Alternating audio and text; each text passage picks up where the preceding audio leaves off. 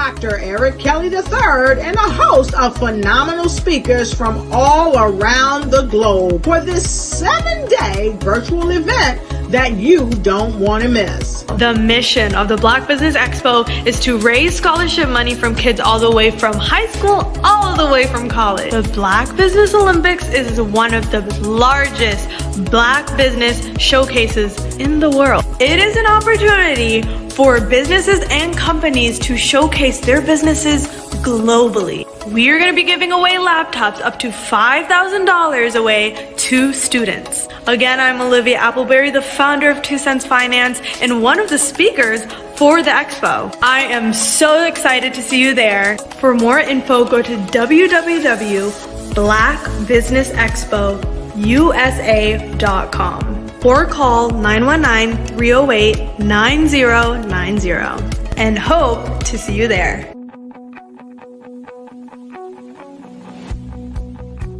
I am Black Business. From the moment I wake until the time I sleep. Yes, I am Black Business. I am Black Business. Tell me, are you Black Business? I am Black Business. Do you support Black businesses? Listen, I support Black business because I am Black Business. Black Business Expo, one of the largest business showcases in the history of Black business in the world. The world! Sign up today at www.blackbusinessexpousa.com or call 919-308-9090. I am Black Business. I am Black Business. From the moment I wake until the time I sleep, I am Black Business. I am Black Business. Are you Black Business? I am Black Business. Do you support Black businesses? I support Black business because I am Black business. Black Business Expo, one of the largest business showcases in the history of Black America in North Carolina. Sign up today at www.blackbusinessexpousa.com or call 919-380-9090. I am Black Business. I am Black Business. From the moment I wake until the time I sleep, I am Black Business. I am Black Business. Are you Black Business? I am Black Business. Do you support Black businesses? I support Black business because I am Black business. Black Business Expo, one of the largest business showcases in the history of Black America in North Carolina. Sign up today at www.blackbusinessexpousa.com or call 919-380-9090. I am Black Business. I am Black Business. From the moment I wake until the time I sleep, I am Black Business. I am Black Business. Are you Black Business? I am Black Business. Do you support Black businesses? I support Black business because I am Black business. Black Business Expo, one of the largest business showcases in the history of Black America in North Carolina. Sign up today. Hello, I am Dr. Eric Kelly III, the visionary strategist and founder of the Black Business Olympics. I invite you to showcase your Black-owned businesses on the Black Business Network global stage. The Black Business Olympics is a global Black business network platform that propels Black-owned businesses into the international spotlight.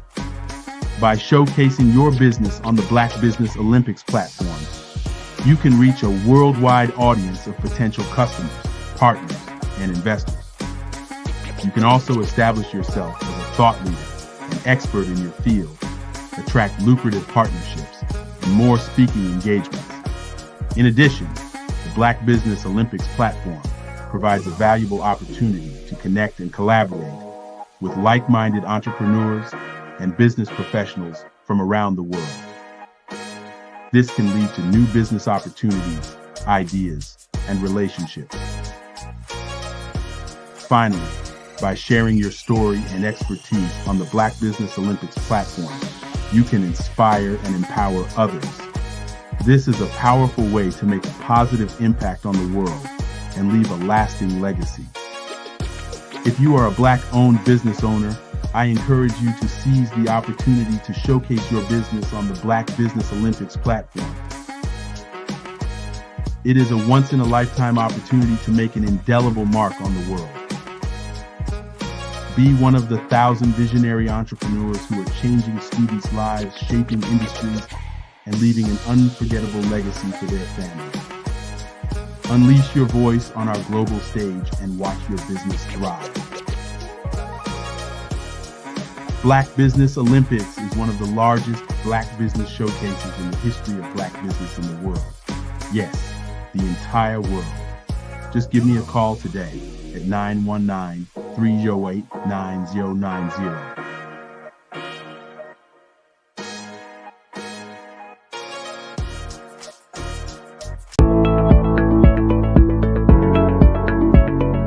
Prepare for what's coming and dominate in economic winter. Stand strong and thrive by showcasing your great products and services globally through the Black Business Network and Black Business Olympics. The Black Business Network has showcased over 2,000 companies with over $7 billion in sales each year. Over 10 million attendees have viewed the rebroadcast each month. Through the Black Business Olympics, unique styles of business training and mentoring are turning students into business owners and entrepreneurial warriors who will dominate in any economy. Gain the ultimate advantage of the Black Business Olympics, 7 days of unbelievable topics and speakers speaking around the globe. Donate your time and experience to provide expertise and scholarships to students worldwide and change the world. Now, more than ever, new insights, tools, strategies, and capabilities are needed. This is your chance for a major presentation to the world. Fill out the form and join the more than 2,000 speakers who have presented to over 200 countries. Join the Black Business Network streaming live into the Metaverse, STEM City, Black Multiverse Enterprises, Hulu, Amazon, YouTube, iHeartRadio, Apple, Facebook, LinkedIn, Pod TV, IBM TV, Spotify, and Google Podcasts. Sign up today. Spaces are limited, and we will see you there.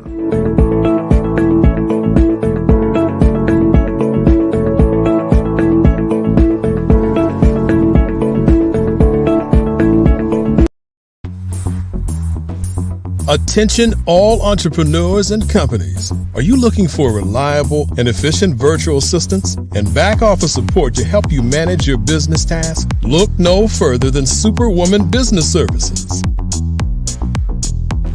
Our team of virtual assistants provides a full range of administrative support services, including operations management, social media marketing, and much more. We also offer website design services to help you create a professional online presence that reflects your unique brand. In addition to administrative support and website design, we offer business development and structuring services to help you grow your business and achieve your goals.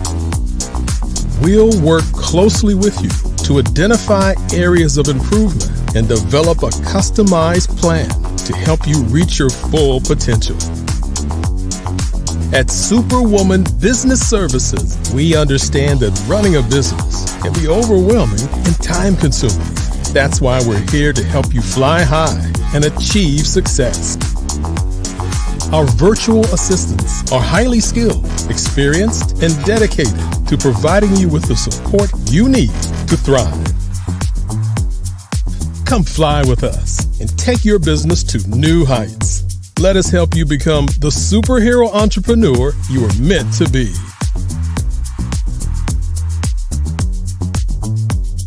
Contact Superwoman Business Services today to learn more about our back office support services. Come fly with us and take your business to new heights. I am a child of the Most High God. He has gifted me in ways that I could not even imagine and didn't know.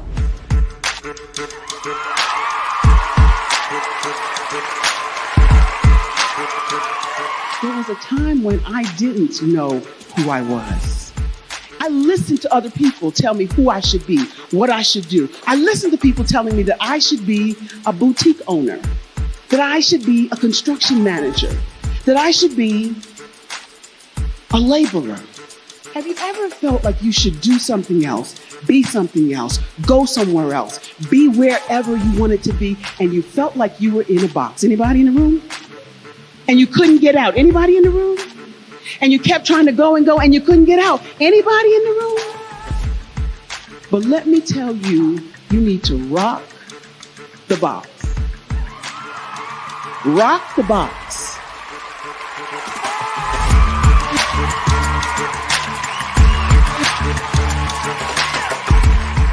I am engaging, inspiring, and empowering.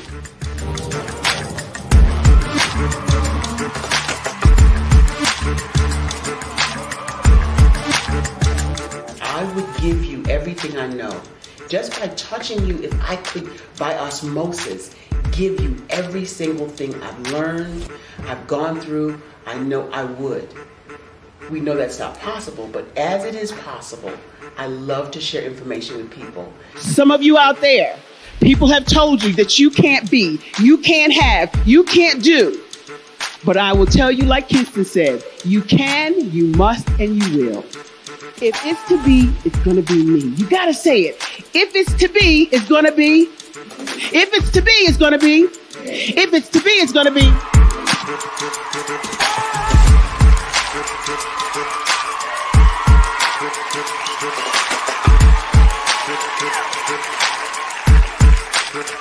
Barbara is because she believed what her mama said about her and not what other people told her. Every day you wake up, when you're in a situation, it's your choice whether it's an advantage or the disadvantage. She gained her confidence and her life, and now she is a testimony. If I can help you elevate yourself, then I feel like I'm elevating my own self as well. What you know and I know together can change the world.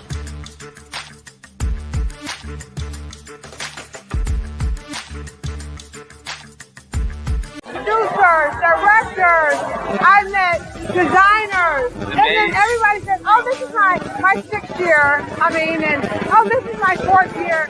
Shout out to New York. We're in New York in like 7 hours. Oh my gosh, yes, we have a 6:58 flight, so. We gotta go home. We gotta go. We gotta go. Let me tell you something. Every single person that's come through the store has spoke so highly of you, and what a great event this is, yes. I'm representing DJ Darryl, who is a platinum producer. He did the hit track for Tupac Shakur, Keep Your Head Up, Snoop Dogg, Keisha Cole.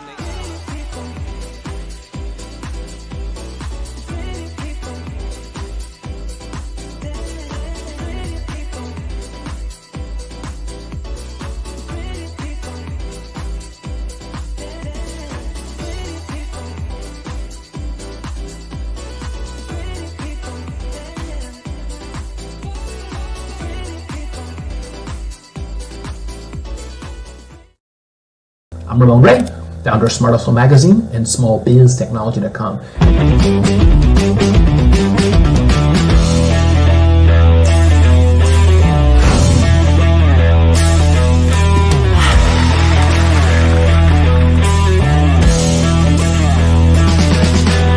You're here today to celebrate small business success. Stand up on your feet.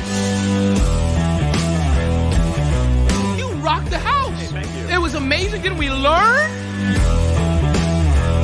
For me, success comes from failure.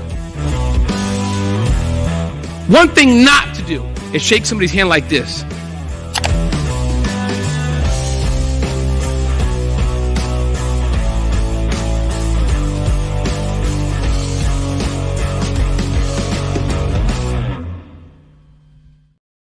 I was born in a little village on the island of Haiti.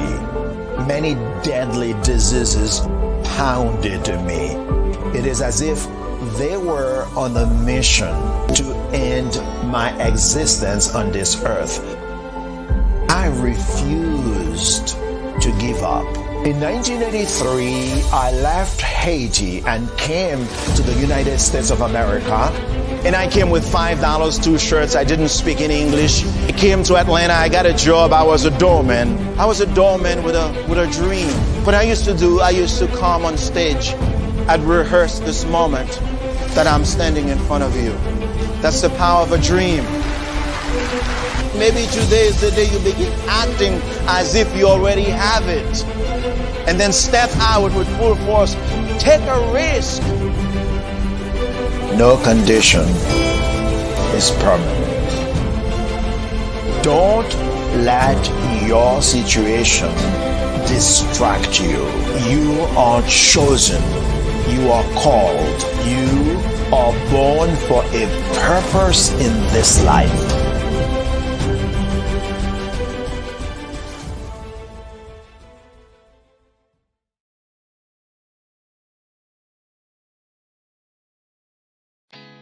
Did you know women represent just 3% of Fortune 500 CEOs and less than 15% of corporate executives at top companies worldwide? Have you wondered what the secrets are to getting into the top ranks, whether in the private or public sector? Do you want to figure out how to stop being held back in your career or passed over for promotion? Then you're in the right place. Hi, I'm Dr. Madeline Ann Lewis, President and CEO of the Executive Women's Success Institute. I have decades of experience in the military, the federal government, and corporate America, and my mission is to help women succeed and tap into their full potential.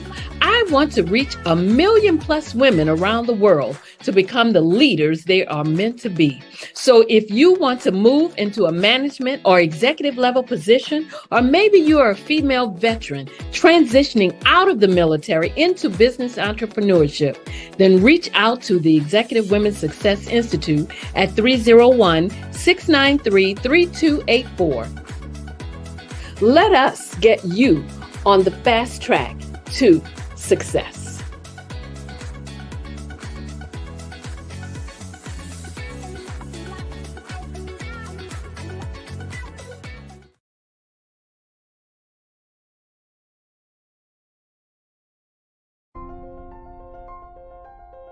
What if you could build your own city? A place where every child can find nurturing people to help them achieve their full potential. A place where every adult can access job training support. Where health education is abundant. Where social justice ruled the land. A place without limitations. Welcome. You have arrived at STEM City USA. It is what every city should be. A safe and trusted community where you find people and resources to help you become everything you are and beyond. STEM City is unlike anything you have ever experienced. It is a digital twin of the world around you, only better. STEM City is about energy and soul renewal. It is more than a digital world. You can almost feel the power of live cultural events, music, and theater. STEM City promises a better future for children, with caring mentors and hands-on activities, with dedicated tutors to support our youth. STEM City is your passport to a healthy lifestyle, with weekly events addressing our community's many issues. STEM City is your financial well-being, with helpful information on wealth management, career advancement, job training, and so much more. STEM City is the community you deserve. It is the city where your dreams can come true. STEM City USA, a place in the sky that is accessible to all who reach for the stars.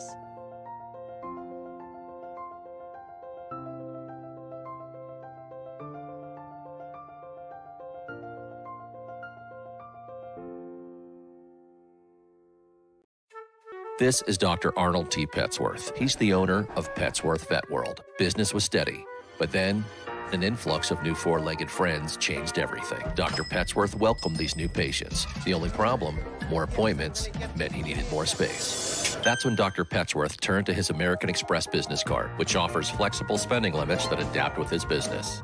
He used his card to furnish a new exam room, and everyone was happy. Built for Dr. Petsworth's business, built for your business, Amex Business.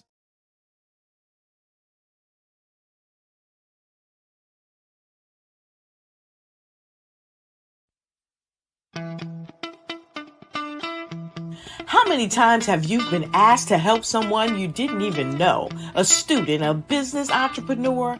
Or did you ever even ask, where did they end up? That business, that friend, that entrepreneur. Well, just maybe they ended up in a gang, bankrupt, homeless, or worse, dead. Maybe they turned to crime, drugs, and alcohol.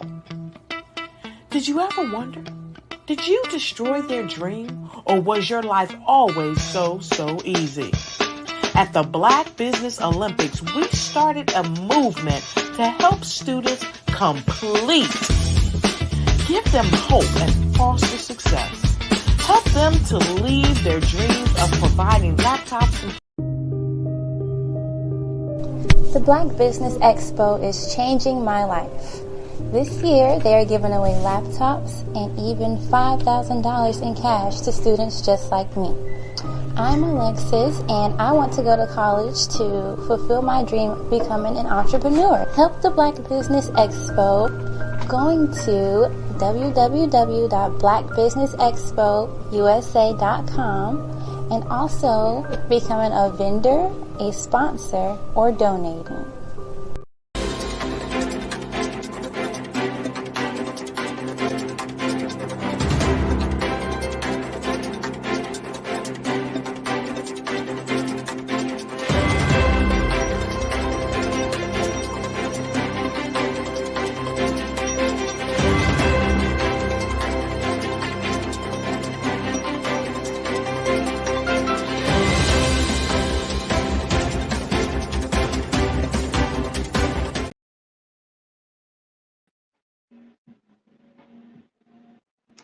Good afternoon, business owners, entrepreneurs, thought leaders, and corporations.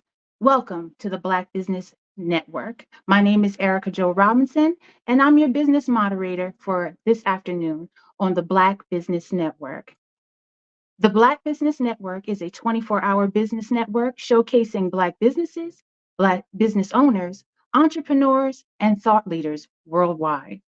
We have speakers from North Carolina, London, Singapore, Africa, Japan, and cities all over the United States. The Black Business Network is a global community sharing its business knowledge to empower, inspire, and educate businesses about business. Our first speaker is Dr. Patrick Graham. Dr. Patrick C. Graham is a social public sector leader and equality practitioner with executive level experience. He serves as the first CEO of We Build Concord, a regional convener of affordable housing initiatives and cross-sector collaborations. Dr. Graham recently served as the Senior Policy Advisor for the Office of Community Wealth Building, City of Richmond, and Executive Advisor of Rework Richmond. As an inclusive leader, Dr. Graham has led initiatives that empower over 165,000 households and 400,000 individuals with employment, education, and housing stability. He co-developed financial programs that provided 6.7 million in loans to small and diverse businesses. Recently, Dr. Graham led an equality strategy that increased low-income housing input from 4% to 48% for the Richmond Metro Regional Housing Framework. He also is the architect behind the new Richmond Region Eviction Prevention Model. As the creator of regional-wide movements such as At Opportunity Paradigm and Careers for All, Dr. Graham inspired more in-depth focuses on economic and social assets found in segregated communities, resulting in over 35% increase in employment for neighborhood participants. These metrics set standards for many cities and government entities. Dr. Graham's devotion to professional advocacy and curiosity as a trained academic has led him to chair several policy committees and campaigns and write private and public policies agendas for academic publications and community initiatives. As a leader at the Urban League of Central Carolinas, Diversity Council of the Carolinas, Charlotte Works Workforce Board, and consultant, he has used his policy knowledge to drive strategy within organizations and networks that increase return on investment by over 30%. His work at Crisis Assisted Ministry and Martin Luther King Center helped secure higher education and financial stability for thousands of families and youth. Dr. Graham is the recipient of the Catalyst Humanitarian of the Year, Uptown Magazine National Urban League's Innovative CEO Champion, Long Island Herald Community Person of the Year, and Citizen of the Year 6th District, Omega Psi Phi Fraternity, and others. He is a graduate of Johnson C. Smith University, University of Wisconsin-Madison, MA, African American Studies, Ethnicity, Media, and Policy, and Stony Brook University, PhD in American History. He is a proud husband, father, and outdoor enthusiast. I present to you Dr. Patrick Graham. Oh, thank you, Erica. I appreciate y'all having me today. Absolutely. It is a wonderful, I am going to sit in and listen as well, because you have so many wonderful things to talk about that I am interested in. But I must say, genius is coming, and I'll see you on the other side. Oh, thank you. Thank you. Well, first of all, again, thank you all for having me. I think that one of the things I want to do is level set. Today, I really want to talk about social ventures. I actually am a consultant for many organizations, not just in the nonprofit social sector, but also organizations that are for-profit social ventures. And these are organizations that are for-profit entities, but their goal is to actually make some type of change or systemic change in communities. And I think that that's important, that we understand that you can change communities, make profit, and still have an impact, particularly in Black communities, which is, I think, very important to the Black Business Network, obviously important to the Black Expo. And while we're really here, not just to promote business, but to also support businesses that make change for us economically and socially. So one of the first things I really want to do is talk about first my journey in the social venture space. I started out almost 30 years ago as a social sector leader, nonprofit leader. So I led organizations like the Martin Luther King Center in Long Island, obviously Crisis Assistance Ministry, which you actually spoke about in the introduction. That's an agency that when I first came to Charlotte, North Carolina, I had to merge both private, foundation, faith-based organization, and government dollars in one place to help with eviction prevention and mortgage foreclosures.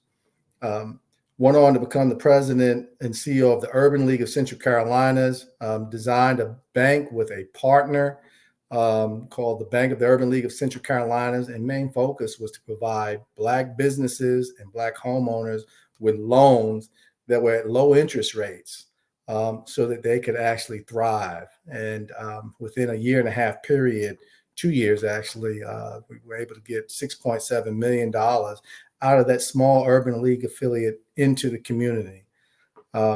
Workforce development was also important to me because I felt that at the end of the day, when we talk about social ventures, nonprofits who are still businesses, one of the things that's very important is that we have to look at individuals as human assets.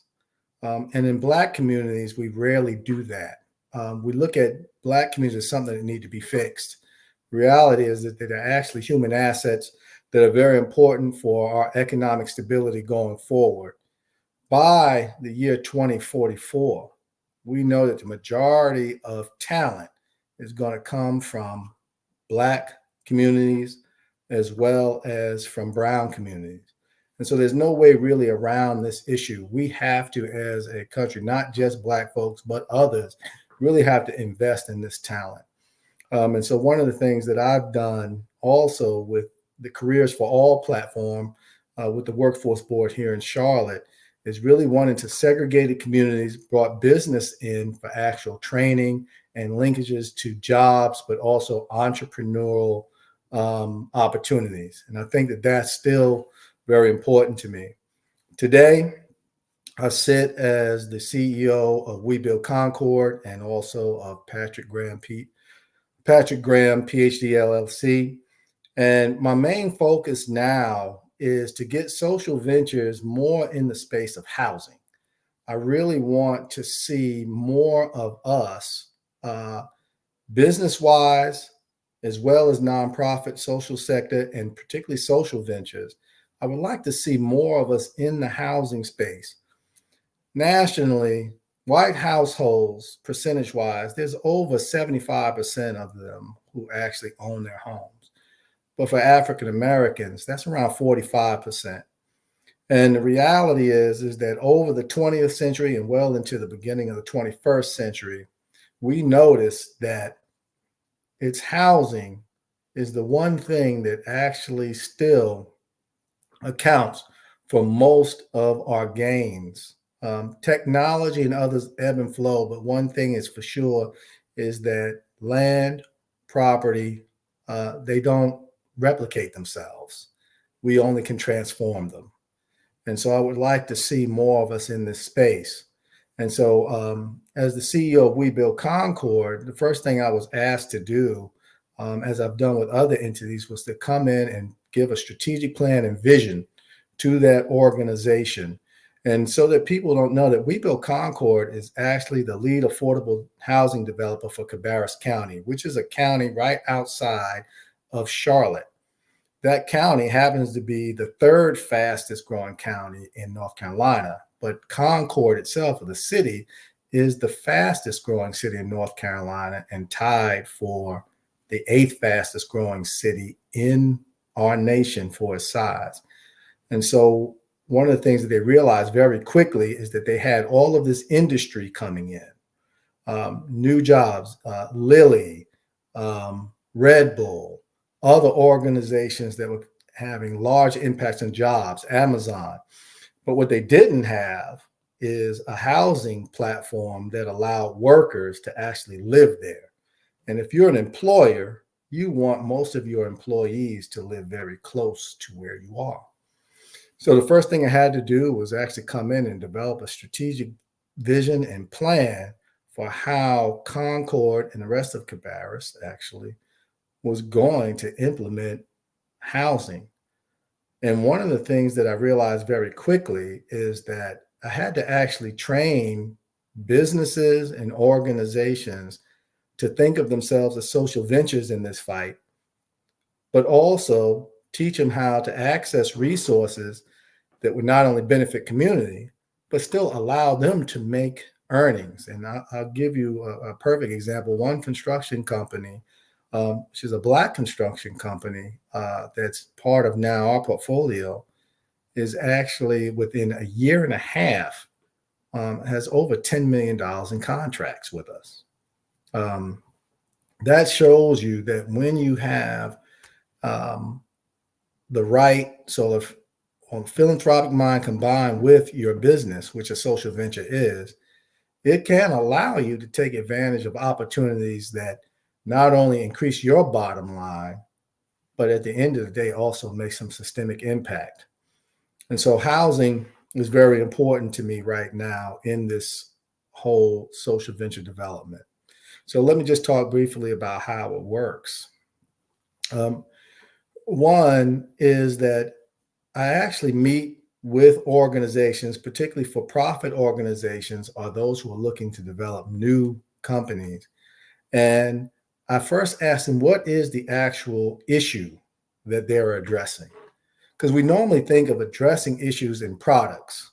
But if I use Simon Sinek's sort of notion of the why, you have to really think about why is what you're attempting to do important?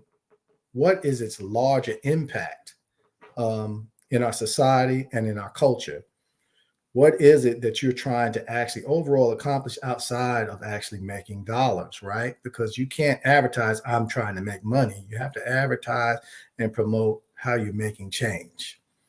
And so I work with some of these organizations that were related to the housing sector. I started looking at construction firms. I started looking at growing contractors who didn't have necessarily capacity to take on larger projects, and again, to gather some of those in the room and talk to them about how they can actually become part of this affordable housing, attainable and workforce housing platform right there in Concord. And by doing that, one of the first things I look at is that I wanted them to reevaluate what their vision was for their organizations. So they were actually chasing contracts with larger contract entities, larger companies that were non-minority, non-Black companies in the space. And they found that they didn't necessarily always compete well. And so what I really wanted to do is say, well, a lot of those companies are not looking at social ventures or the social sector. They're not looking at some of the things that nonprofits and sometimes even public entities, right, desire for the communities. And one of the things that we have to realize is that in certain legislation, for example, the American Rescue Plan, it really specifies that they want us to try to focus on minority business development to include them. And so what I did with these organizations, several construction and contract agencies, is really talk to them about how can you as an organization be tied to an actual vision and mission of a community and make new inroads and relationships into development, and ensuring that many of them were registered too, obviously, as minority contractors. First thing that we did was really talk about what their current capacity was. And some of those had to actually face realities. There were some who were large enough that they could actually build in larger developments. There were some, though, who could actually serve as really sort of support contractors or subcontractors in the business. And so this was about teaching them and aligning them around those type of issues. So first, realizing what your current capacity is, and then what your future vision was going to be. The next was to talk to them more about implementation strategies, how they present actually to entities that have contracts. For example, I had over $15 million in contracts ready and available, but these organizations had to be able to actually not only demonstrate capacity, but present in ways that would allow them to get through a panel. And a lot of times these are panels that are making decisions. And I'll admit, sometimes it's going to be just those organizations or individuals who have relationships with others. So we're going to have to show up even differently or even better, actually, than a lot of those that we compete with. And I know that's a common story. It's one that's unfair, but really felt that it is really important that they face those realities and then try to actually address it. Third part of what we did with those organizations was to really actually look at what their current strategies were and how they could actually use different strategies to attract contract business or subcontract business in this space. Overall, what I found that was very interesting is that I use metrics to measure success. And in digging in deep dives with these individuals, as we prepared to implement some of our projects with We Build Concord, and using my LLC to actually do some of the training, what I found is that currently We Build Concord, which again, largest affordable housing contractor, nonprofit contractor in the space in Concord and Cabarrus County, over 75% of all contracts, either through marketing, construction, development, actually went to women and minority businesses, with Black businesses accounting for the highest percentage in terms of actual income or resources devoted to them for affordable housing. What also were some of the other outcomes? The city of Concord at the time was building something just under 10 homes a year. Yet studies showed that you needed to actually build about 300 a year over the next 10 years to keep up with affordable housing needs or workforce housing needs. Right now, we're getting closer to that, but in our first year, with the help of minority companies, we're at 71. By 2025, we're predicted to be closer to 125. By 2027, we're predicted to be closer to that 300 threshold, and we'll be able to move even faster. But a lot of that was done by intentionally working with minority, particularly Black firms, to actually understand how these processes work, how they could actually be part of it, and more important, how they could be co-branded with organizations, municipalities, and others as a solution to an issue. And now many of these actually, many of these organizations are now actually having profits, and at the same time can say I was part of something larger that benefited everyone else. Some other things I want to mention too that I think are important as we do this. One is first, really look for partnerships, even in your for-profit social venture entities. I think that oftentimes we feel that we have to be the standalone, and we don't really look at opportunities that can actually combine resources with organizations that can help benefit all. I'll give you a perfect example. I have about 4 organizations now, Black companies, that decide to co-invest in affordable housing developments. So while we already had access to some properties, while we already had access to some dollars to build, we actually brought them in, allowed them to co-invest. And as we sold homes for ownership at affordable rates, those entities now earn profits. At the same time, now they're associated with our movement. And so when other opportunities come up, they're the first to know about it, but it also helps them leverage who we are and who they are. And I think that that's important, that a lot of us have to understand that if we don't actually think outside the box in terms of partnerships, we often will find that we just don't have the capacity to do it all ourselves. Eventually, I think as you grow, your capacity grows and you begin to take on more and more ventures that are lone ventures. But I think that partnerships will always be part of the mix. So I think that's one thing that I want to stress to everyone listening.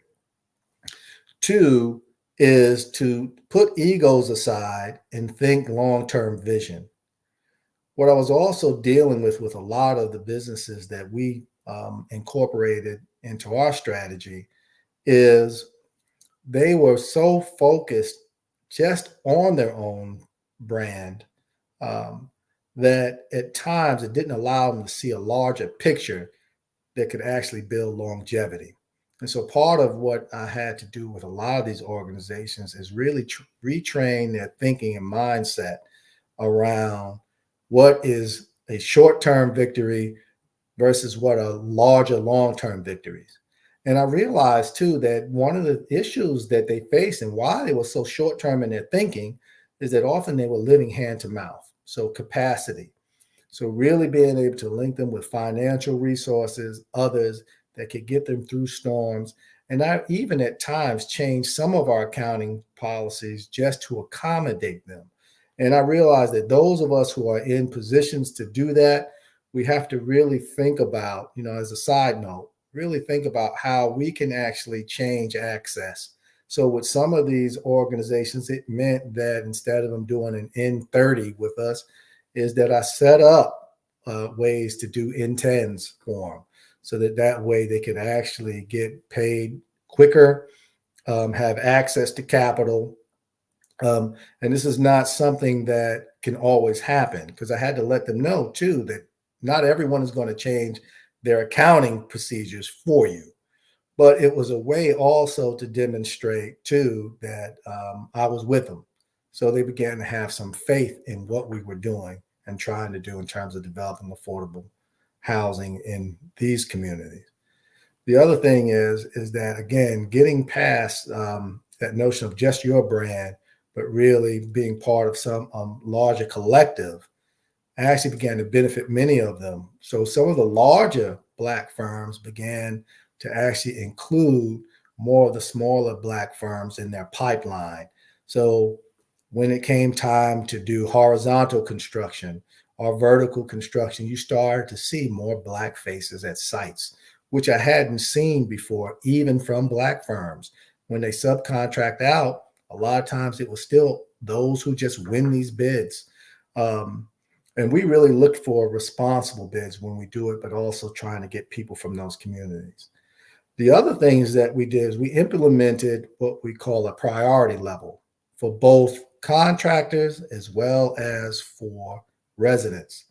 And so what that means is that when you have all things being the same, meaning that you either have individuals trying to purchase homes who can at least qualify for the minimum loans that we would actually require to move into affordable development, where they're not spending more than 30% of their income on a home.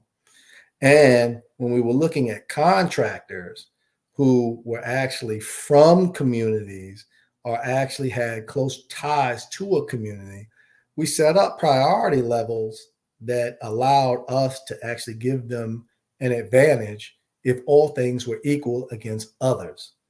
And I think that that's important too, that many of us, even in our own policies as we do business, have to actually implement some ways to prioritize not just Black business, but local business as well, so that communities then begin to rotate their dollars within their community as opposed to always sending them out. And so with that, again, 75% of our contractors are obviously women and minority, and well over 76% of those were actually local. So I think that that's equally as important to strategies. It does take a little bit more work. You have to do a little bit more research, and you have to actually provide some accommodations for additional training, right? And getting people up to capacity. So ultimately, when you think about that, this is really not about so much just the issue of their capacity, but us as those who are training individuals to do this, who also sometimes may have purse strings or have some control, must also be willing to actually stretch a little bit further to allow these companies to really excel, or to at least be introduced into the pipeline. And last thing I will say about this particular segment is this. We need more organizations to participate in social ventures. that have really answers to larger systemic issues within our communities. However, what I have noticed is that so many of these organizations, and even in my training, want to run at 100 miles an hour before they've really done the research. A lot of these issues, someone has tried to address them, whether it's affordable housing, whether it was workforce development, myriad of other types of social issues that can be addressed. But what I have seen is that a lot of us think that we're the first ones on the moon. And it's so important that we actually do our research, look at the potential partners that are out there, look at the agencies or competition that we may perceive is there, and find where is our niche within a system. If you think about, for example, affordable housing, you're really talking about a system. If you think about workforce development, you talk about a system. If you talk about entrepreneurship, you're talking about a system. So where are you going to play in that system? Where is your impact going to be? It's really about understanding the continuum of that system.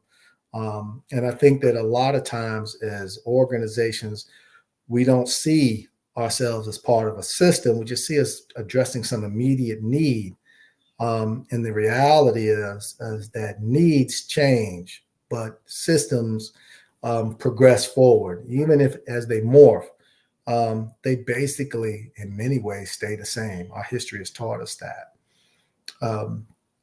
Something else I just wanted to touch on too briefly with folks is how do I, as a consultant, intimately actually get involved with the organization. One is that every organization needs to have a mission statement, something that's guiding all of their internal operations. Every organization, and you don't have to be a nonprofit or a social venture, needs to have a vision. What is it that you're trying to accomplish long term within the first 5 to 10 years of your organization, and not just for your profit, but literally for the benefit of others. When you think about it in that way, particularly in social ventures, visions are very important. Core values within the organization, taking components of that mission and vision, how is that going to actually leak into the core values of what you do? And while all this seems elementary, the reality is for some reason we tend to skip those on how we're going to govern ourselves, how we don't chase money, but actually chase our vision and mission, which actually then brings more resource and dollars to us, as opposed to changing constantly who we are to try to chase the dollar, but like be who we are and then actually let the dollars match with who you are. I found that very hard conversations to have with a lot of our small businesses that we tried to contract with. So I found myself actually taking many of them through those type of strategic processes and then developing strategies as well as operational procedures around that, which also is something that's also not lost on me, is that in, for example, development of affordable housing ventures, a lot of the subcontractors. Greetings, beautiful people. I am Kahiri Ma'at, which means one who makes life on earth as it is in heaven. Now, ultimately, my genius is infinite in acknowledgement of the God that lives within. However, my genius in relation to my unique life purpose.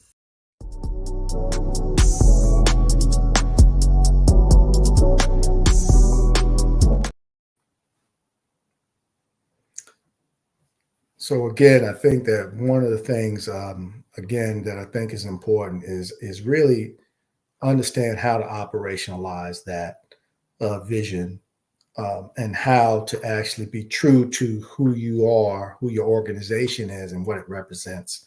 And I found that very interesting and also very difficult for a lot of our smaller contractors to grasp and understand.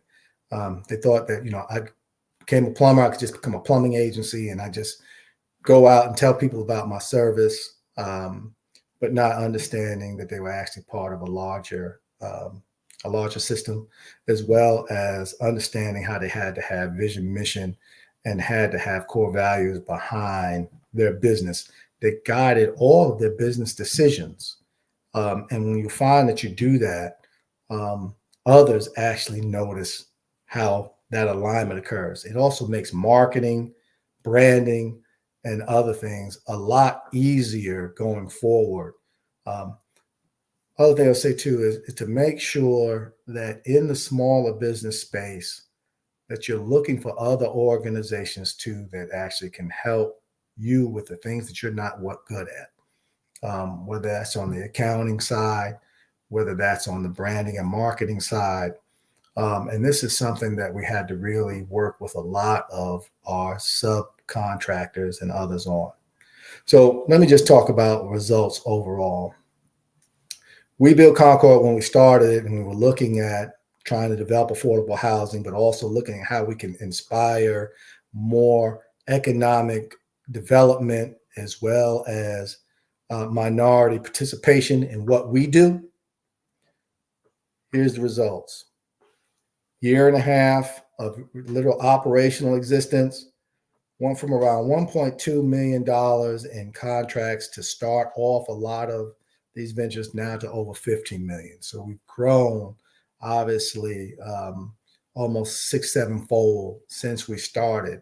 And that was actually being strategic about who we were, our mission and vision and goals, going after low-hanging fruit, whether that was government contracts for affordable housing, now having others join us in this, the Z. Smith Reynolds Foundation, Wells Fargo's Foundation, Atrium Health Foundation, and others being engaged. So one was really talking the walk, walking the talk that we actually were talking to our subcontractors, our potential subcontractors about. Two, finding ways to actually do training and getting them up to scale. And then the last thing we really did was actually develop panels that could really review and honestly make assessments on what was needed for many of these individual organizations to help us in our mission, while at the same time actually develop an economic base for themselves. We're going to still grow. If we grew by 15 million in a year and a half, I know within 5 years we could be up to 40, 50 million. And I hope, in my vision, is that I'll be able to train and work with more Black firms that can help us solve our issue of affordable housing, not just in this community, but across North Carolina and beyond. One of the things that we anticipate to do as we grow is we want to actually develop a component called We Build Carolinas, where we actually share our model and then allow others to actually implement that across communities, whether it's through our community land trust or other ways of developing affordable and workforce development. So with that, if you want to actually get in contact with me, our website is www.webuildconcord.org. And of course, you can get in touch with me directly, pgraham@webuildconcord.org. Wow, Dr. Graham, thank you so much for everything you have said, all your dreams and your motivation and the way you go about helping the Black community is absolutely astounding. So with that, I must say that genius is coming, and I will see you on the other side. Thank you for having me. Absolutely. Over the past few years, we've seen the growth of existing and new initiatives focused on financial inclusion, building global networks, and reducing the wealth gap in response to the idea there's not enough seats at the table. Whether their outcomes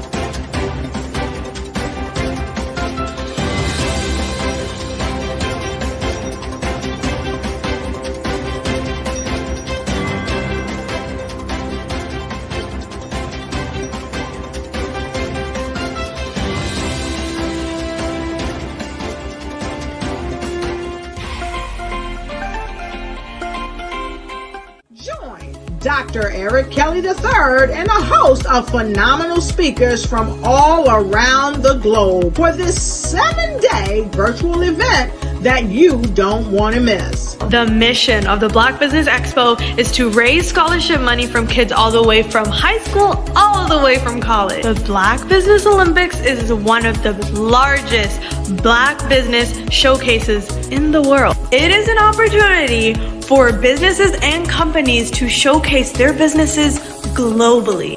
We are going to be giving away laptops up to $5,000 away to students. Again, I'm Olivia Appleberry, the founder of 2 Cents Finance and one of the speakers for the expo. I am so excited to see you there. For more info, go to www.blackbusinessexpousa.com or call 919-308-9090 and hope to see you there. I am Black Business. From the moment I wake until the time I sleep. Yes, I am Black Business. I am Black Business. Tell me, are you Black Business? I am Black Business. Do you support Black businesses? Listen, I support Black business because I am Black Business. Black Business Expo, one of the largest business showcases in the history of Black business in the world. The world! Sign up today at www.blackbusinessexpousa.com or call 919-308-9090. I am Black Business. I am Black Business. From the moment I wake until the time I sleep, I am Black Business. I am Black Business. Are you Black Business? I am Black Business. Do you support Black businesses? I support Black business because I am Black Business. Black Business Expo, one of the largest business showcases in the history of Black America in North Carolina. Sign up today at www.blackbusinessexpousa.com or call 919-380-9090. I am Black Business. I am Black Business. From the moment I wake until the time I sleep, I am Black Business.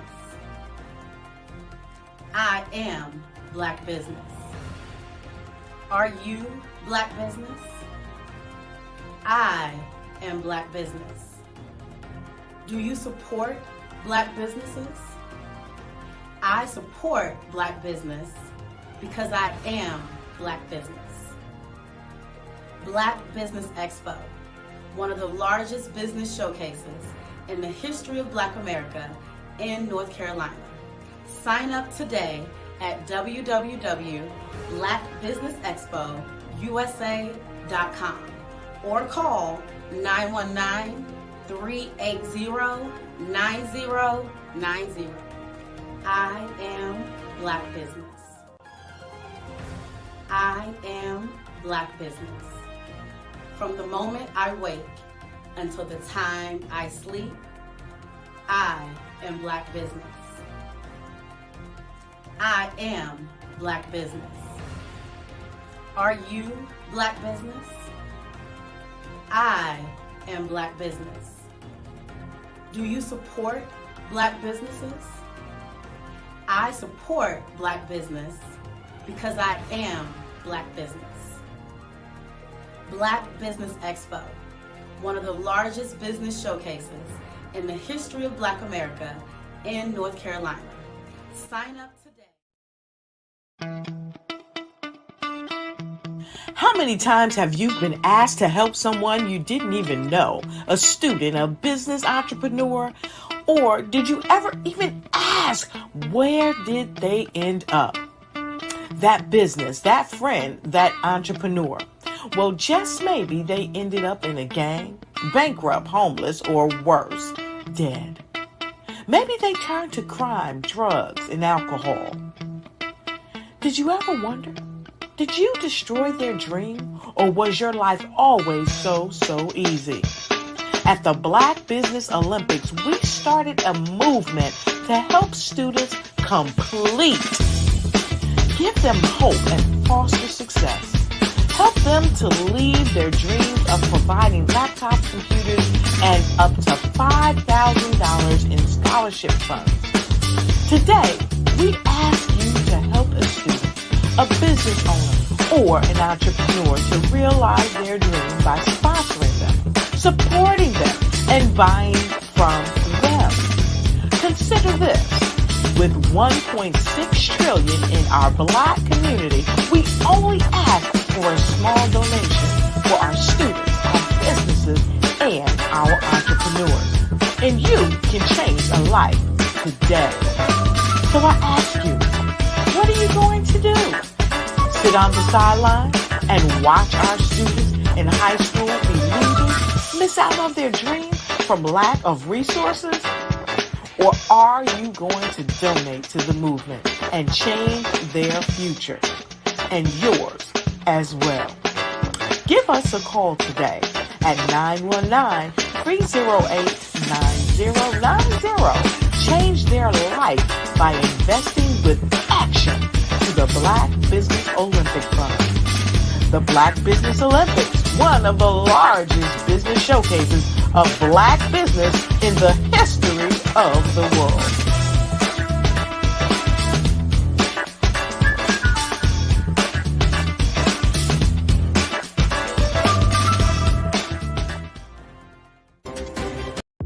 The Black Business Network and Black Business Olympics are essential platforms for Black business owners globally.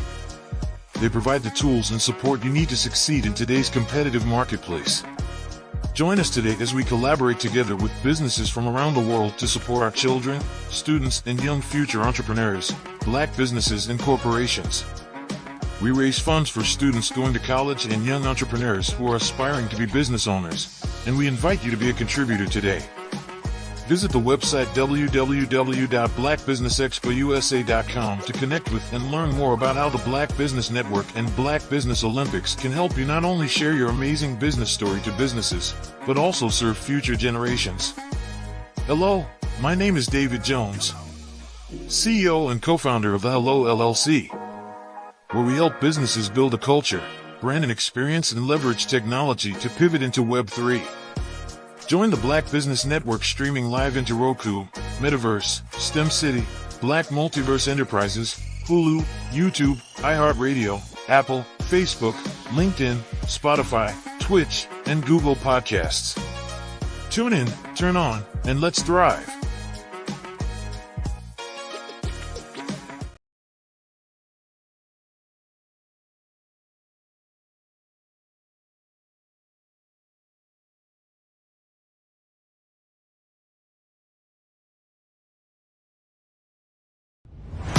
Social media is evolving. It's more vibrant, more colorful, more energetic, and so are you. It's not just photos anymore. It's video, it's audio, it's subscriptions. And now there's Fanbase, a new monetized social network. Fanbase delivers the complete native app experience with full content monetization for every user. No algorithms that shadow ban your engagement or growth, and no ads. Follow anyone for free and subscribe directly to your favorite creators for $4.99 a month. Plus, show some love by tipping on any post. Also, make a Fanbase page and monetize your content the same way. Finally, connect with your followers by posting the amazing content you already create. And now, get paid for it. It's time to energize and monetize, because everyone's a fan of something and everyone has a fan base.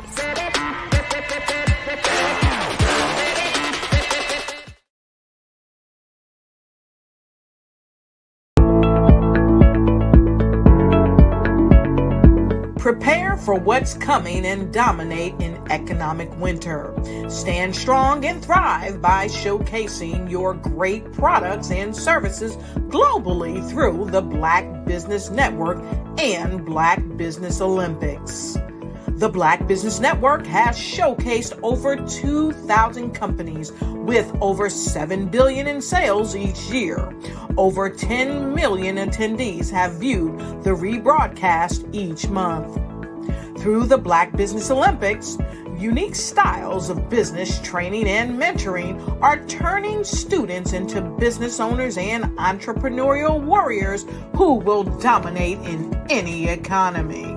Gain the ultimate advantage of the Black Business Olympics, 7 days of unbelievable topics and speakers speaking around the globe. Donate your time and experience to provide expertise and scholarships to students worldwide and change the world.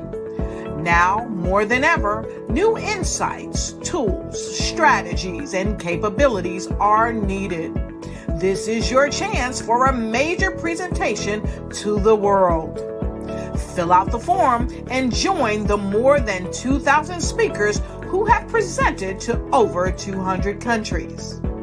Join the Black Business Network streaming live into the Metaverse, STEM City, Black Multiverse Enterprises, Hulu, Amazon, YouTube, iHeartRadio, Apple, Facebook, LinkedIn, Pod TV, IBM TV, Spotify, and Google Podcasts. Sign up today. Spaces are limited, and we will see you there.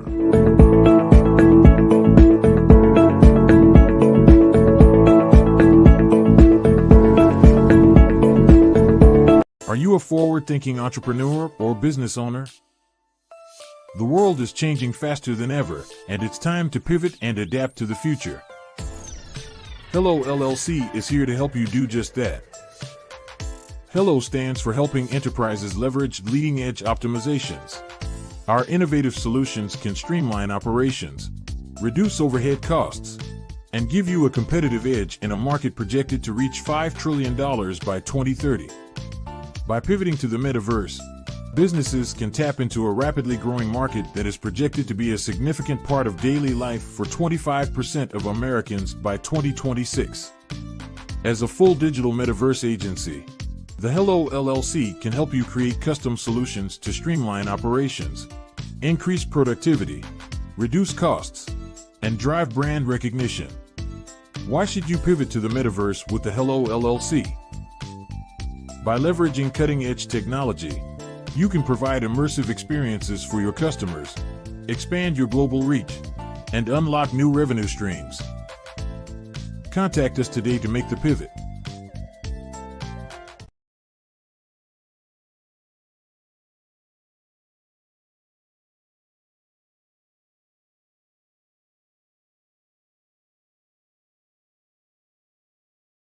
Follow the Brand TV broadcast host, Grant McGaw, as he visits with top executives and entrepreneurs to find out their secrets of success with their personal brand. Follow the Brand TV broadcast host as he focuses on brand development to build better relationships, bring value to your business, relationships, and career. You will enjoy listening to each episode that is tailored to speak to you directly. If you're looking for this type of clarity in terms of building your brand, you have tuned into the right station. Each episode will help you to shape a conversation in the 5-star BDM network of 20,000 professionals and become a springboard for your corporate engagement and business opportunities. Each guest will frame their story in the areas of personal branding, business development, career development, financial empowerment, and technology innovation. Grant McGaw explains why he is the CEO and owner of his own professional career. Grant is an accomplished business leader and entrepreneur who wants to give back to individuals to grow their personal brand strategy. Tune in as he weaves his story about new possibilities, while to you exceed expectations. If you love storytelling, This show will make for fun.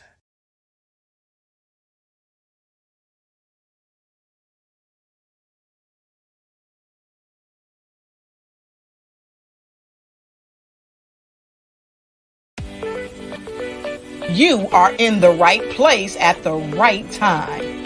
The Black Business Network opens again for its Black Business Olympics, a 24/7 broadcast on business, strategies, global branding, social media marketing, finance, advertisement, and much, much more.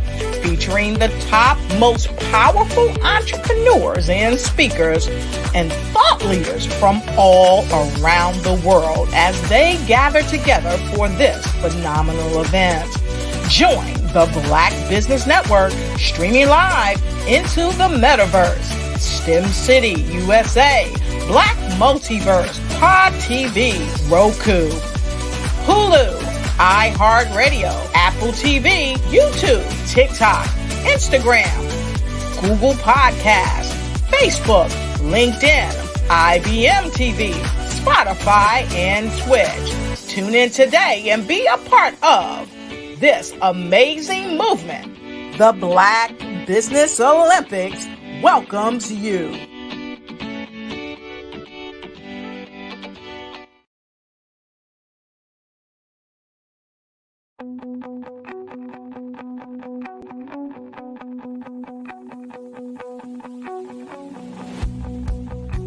I am Black Business. From the moment I wake until the time I sleep. Yes, I am Black Business. I am Black Business. Tell me, are you Black Business? I am Black Business. Do you support Black businesses? Listen, I support Black business because I am Black Business. Black Business Expo, one of the largest business showcases in the history of Black business in the world. The world! Sign up today at www.blackbusinessexpousa.com or call 919-308-9090. I am Black Business.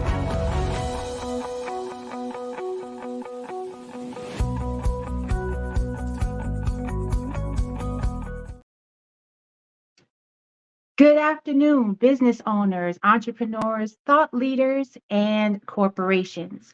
Welcome to the Black Business Network. My name is Erica Jo Robinson, and I'm your business moderator for this evening on the Black Business Network. The Black Business Network is a 24-hour business network showcasing Black businesses, business owners, entrepreneurs, and thought leaders worldwide. We have speakers from North Carolina, London, Singapore, Africa, Japan, and cities all over the United States. The Black Business Network is a global community sharing its business knowledge to empower, inspire, and educate businesses about business. Our next speaker is Troy Richardson. With 37 years of work experience in various industries, Troy is a passionate and driven sales advocate, financial literacy advocate, and content creator. He has a strong background in business, management, marketing, and related support services. And he is a member of the MBN Matthews Business Network. His mission is to promote health and wealth education to the masses and to empower them to make the right decisions to live better and prosper. As a sales advocate at Wellness Benefit Solutions since August 2023, he finds commercial, federal, and state and local government clients with the proven method of saving on payroll taxes and offering a world-class wellness benefit suite to employees and their families. He uses his skills in team building, customer satisfaction, and sales operation to establish and maintain long-term relationships with clients and to deliver value-added solutions that meet their needs and goals. He also works with a financial services professional at WealthWave, where he provides workshop teaching financial literacy and how money works. Additionally, he is the creator and founder of a full cycle production and creative content company, and the director of fundraising at FOSA Inc. I present to you Troy Richardson. Wow, Erica, thank you so much for that. Absolutely. As you were saying all those things that I'm doing, I'm like, who is she talking about? Right? I had to remember. And but again, thank you so much. I continue to be inspired by you, Dr. Kelly, the entire Black Business Olympic family. And thank you for all those behind the scenes that make it look so effortlessly in what you do. We see this finished product and, we don't realize the work that goes into it. But my name is Troy Richardson. I'm the CEO of RCG Richardson Consulting Group, AKA RCG Consulting, AKA RCG Media Collaborative. And as Erica told you, I'm multifaceted. I've been blessed to align myself with a lot of people out there that are making change and they're impacting lives. And today, my topic is being in the game, right? One of the hardest things is to find yourself engaged and involved in a movement. And I feel that I'm literally a part of several movements that I want to share with you all today. Now, the first movement, I won't say number one, they're all top tier, just amazing opportunities. But I'm involved with a nationwide movement to bring free wireless and a free tablet to underserved communities and families and veterans currently receiving VA benefits, that they're qualified to get free internet and free Wi-Fi and a free tablet device in their home. And that's making a difference. My personal goal is to provide this free service and free tablet to 100,000 deserving individuals and families over the next 12 months. And I am recruiting people to help me do this. I cannot do it alone. That's one thing you will find when you're trying to start your business, that you cannot do it alone. So I'm aligning myself with other like-minded, like-hearted individuals that have this vision and share the passion in serving others. And this program, which is the ACP, Affordable Connectivity Program, it's a $14 billion program designed by the FCC to bring this free internet and free Wi-Fi into these homes. So there are people out there just like myself that are locking arms, and we are going to make sure that we do bring this free service and free tablet device to those families. So again, anyone receiving social service assistance, the Medicaid, I said the VA benefits, anyone within 200% of the national poverty guidelines, anyone receiving the SNAP benefits, the food stamps, and a few others, right? We know people out there need help. So let's bring it to them. Let's go out there and reach these folks, and let's find them and give them this free internet and free Wi-Fi service along with a free tablet. Not a bad deal. So that's one of these movements that I'm involved in. The second movement, and I really love this, I've been involved with this for a number of years now. And recently we've been speaking to people in Ghana, Liberia, Sierra Leone, and the UK. And what we're doing is bringing affordable housing to these countries. And we're also doing it here in the US, but it's a global effort that's going on right now. And I've aligned myself with a couple of the leading manufacturers that are providing these tiny homes, and we are bringing it literally to the world. Ghana has a void of about 1.6 million homes that are needed, and we are going to fill a lot of those homes with this tiny home project. And again, this is giving people home ownership at a very affordable entry point. Sometimes between $30,000 and $40,000, they're going to own their own home. If you've ever seen the inside of a tiny home, it really looks good, and it is spacious. It has the kitchen, 1, 2, 3 bedrooms. We even have apartment units, 24-unit apartments. Can you imagine the difference that will make in some of these underserved areas in Ghana, in Liberia, in Sierra Leone, Cameroon? The list goes on and on and on. This is literally going on all over the world.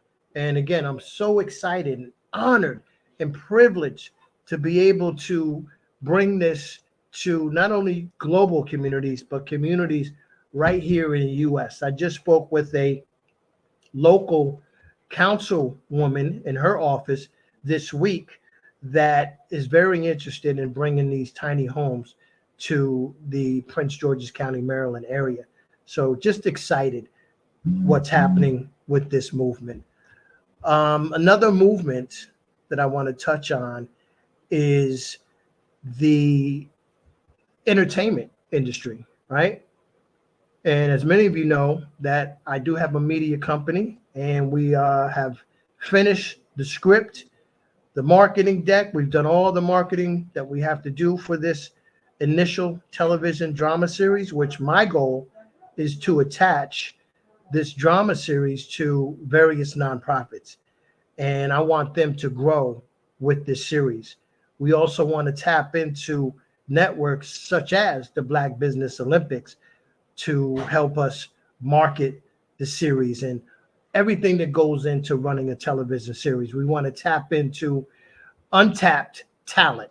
And I know there's a big pool of talent within the Black Business Olympics network of businesses that we are going to tap into, and we're all going to prosper and grow together, not only with this television series, but the other projects we have as well. We have a powerful stage play that depicts the opioid crisis in the urban communities and its impact on the families.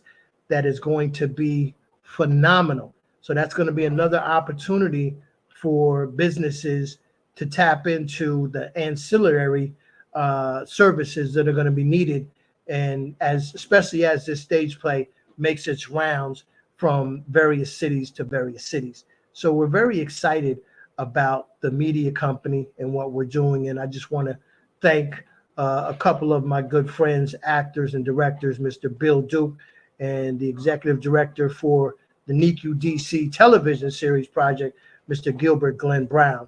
And I just rewatched Respect and looked at Gilbert. He played Martin Luther King Jr. in that wonderful movie with Jennifer Hudson again. And it was amazing. You know, his performance was incredible. It looked like he had more lines than I realized, but I told him, you know, he did a phenomenal job depicting Martin Luther King Jr. So shout out to Gilbert Glenn Brown and the entire NICU DC team, India, Sophia, and everyone else who has had anything to do with making that dream of mine come to fruition. So those are some of the examples of being in the game.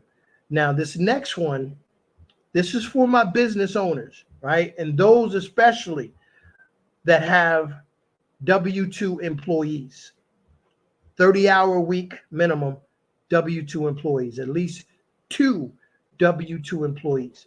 Now, I've become a facilitator for an IRS program that is very similar to the PPP and the ERTC COVID programs that popped up.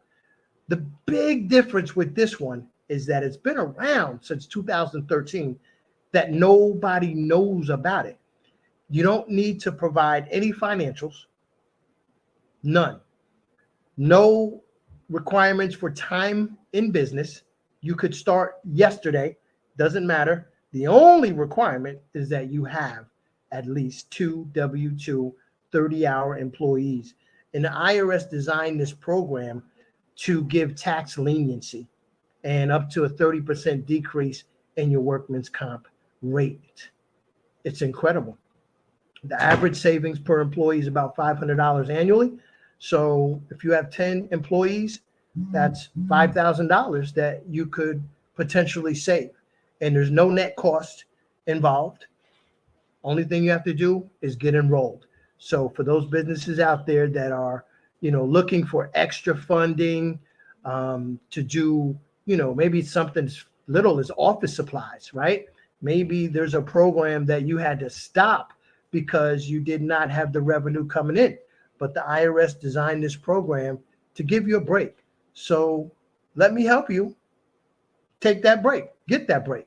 So again, you can reach me if you don't know at troy@rcghome.net. That's troy@rcghome.net.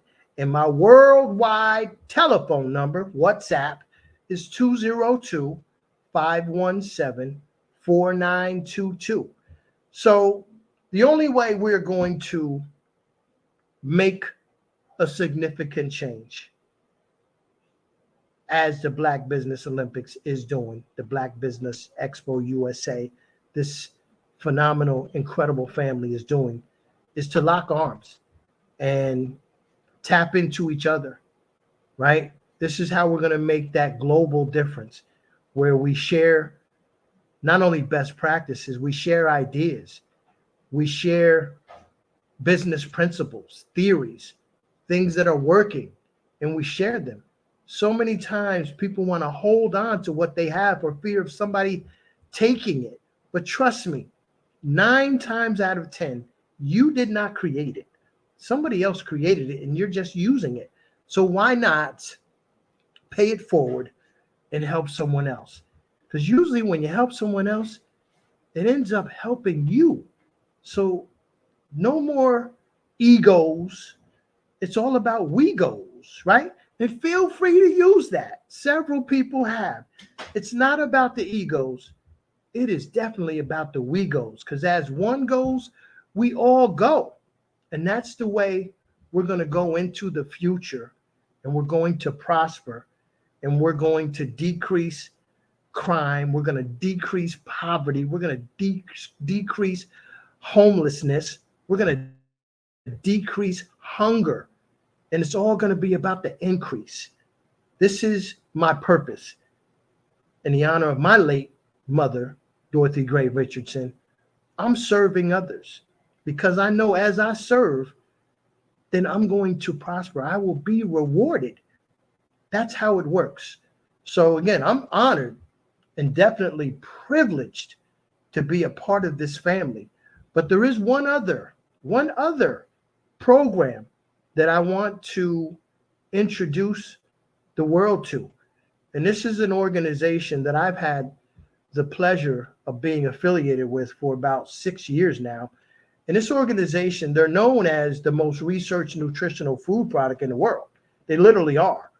They sponsor the entire Olympic community with their products, their natural food products. So it's all about health. You guys know I'm a health advocate. This company is number one across the board in everything they do. But they are providing a franchise opportunity, virtual franchise, for only $52 a year. Nobody else is doing it. Nobody else is doing it like this company. So again, folks, tap into yourself, number one. Tap into your creativity. Tap into that desire that you have to do more and to achieve those levels of success that you see others having. You can do it. You know you can do it. You just have not had the opportunity that you feel is where you need to be.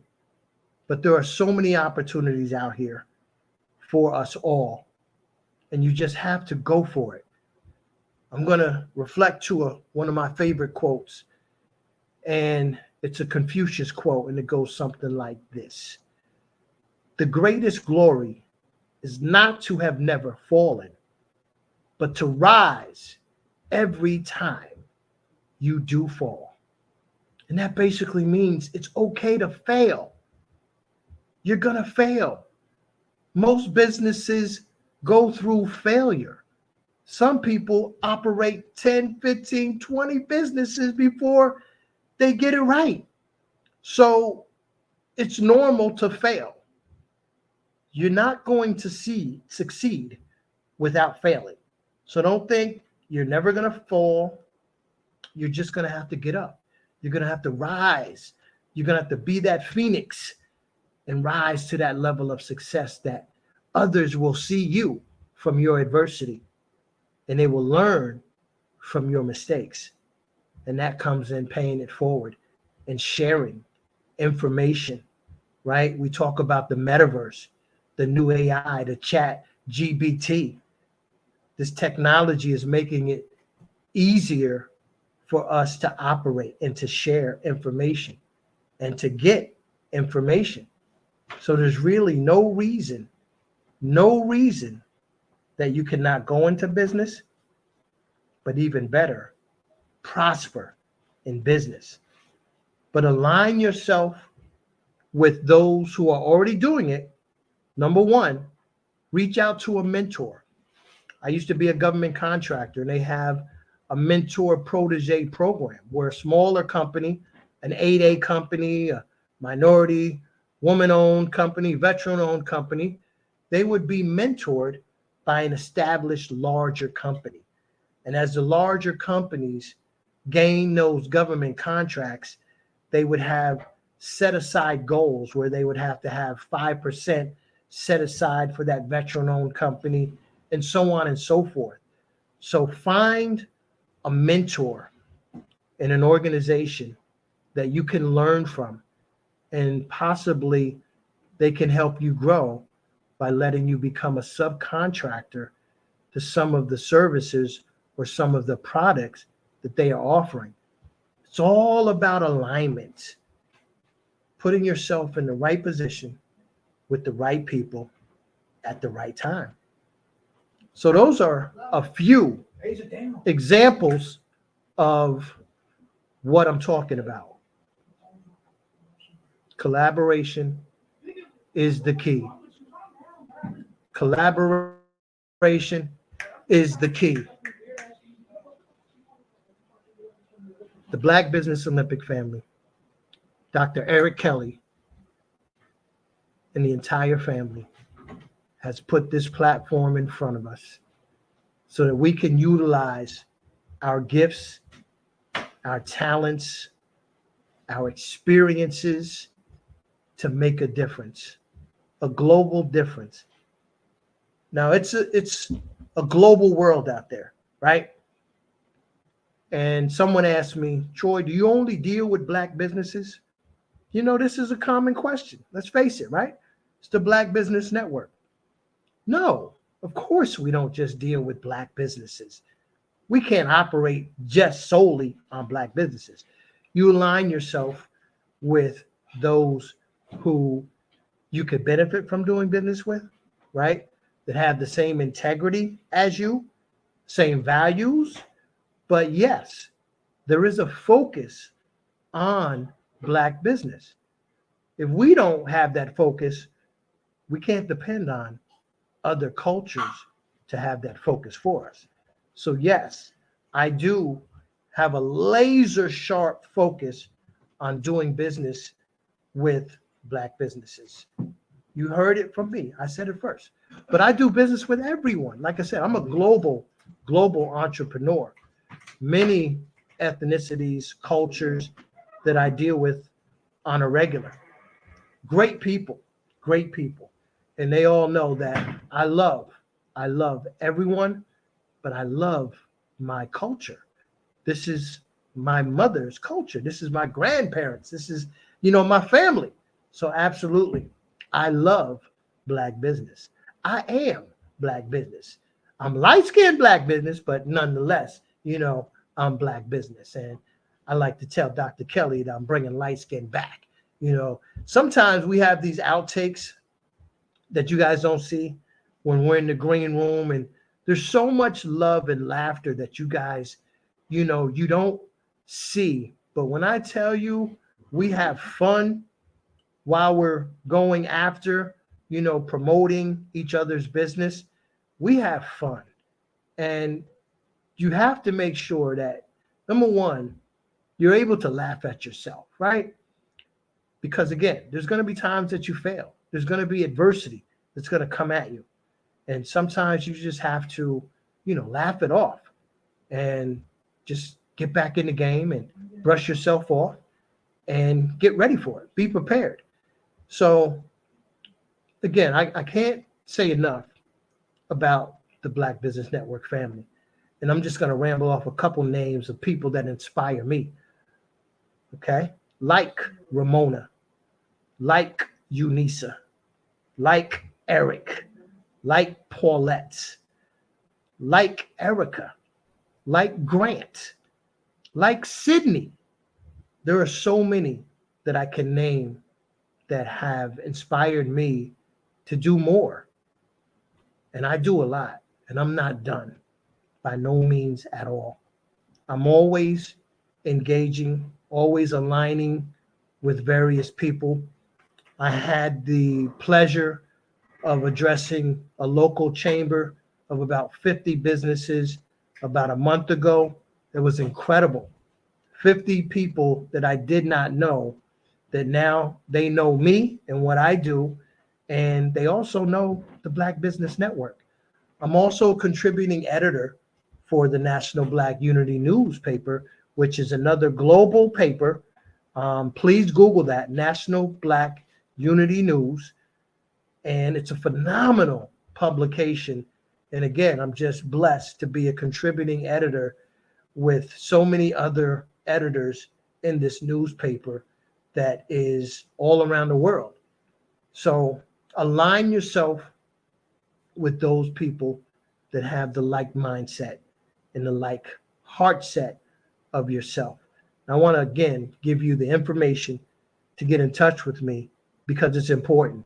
It's troy@rcghome.net and telephone number 202-517-4922.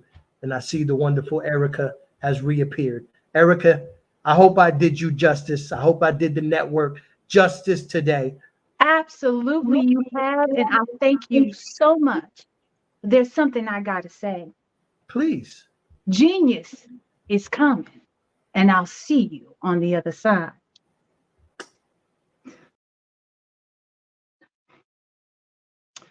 The Black Business Expo's mission is to raise funds for high school seniors going to college or K through 12 entrepreneurs. This expo is a fundraiser for students, and you may go to www.blackbusinessexpousa.com to donate to the scholarship fund or use the Cash App that's on the screen, $BBX USA. Our goal is to give laptops and up to $5,000 to 10 students. Students can register online at www.blackbusinessexpousa.com. Every dollar counts. So we want to remind you to donate to the scholarship fund. So we want to say thank you to our USA sponsors for April 2023. NC100, Moody Capital Partners, Suede Soul, Lotus Reach, Coaching and Training, Carolina, Virginia Minority Supplier Development Council, Step Management, Barbara H. Smith, LLC, Maggie McLean Foundation, Inc., Genius is Common, Earth Essentials, Maylene Shawnee Global, Executive Women's Success Institute, the Quality Coaching Company, Superwoman Business Services, Creative Force Studios, Lee Entertainment, Artistic App Design, and Black Business Expo USA. Genius is coming, and I'll see you on the other side.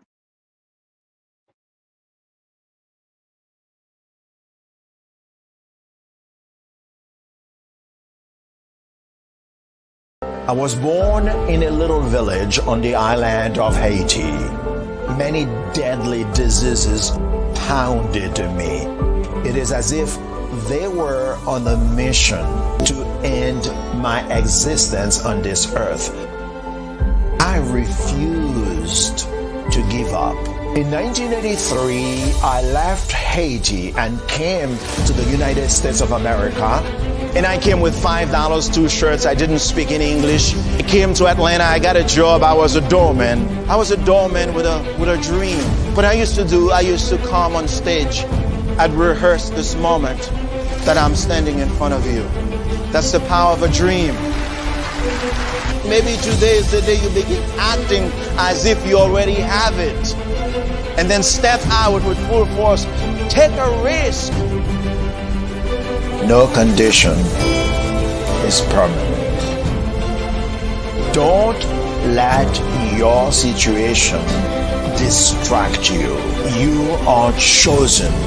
You are called. You are born for a purpose in this life.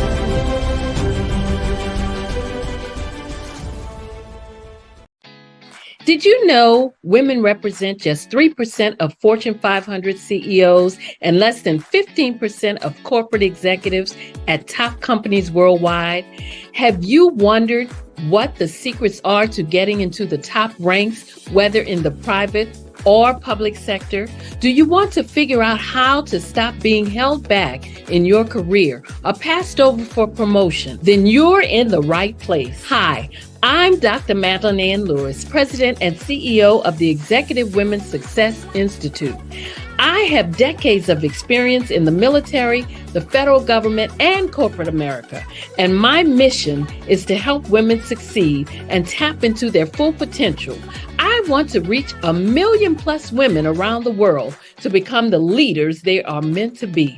So if you want to move into a management or executive level position, or maybe you are a female veteran transitioning out of the military into business entrepreneurship, then reach out to the Executive Women's Success Institute at 301-693-3284.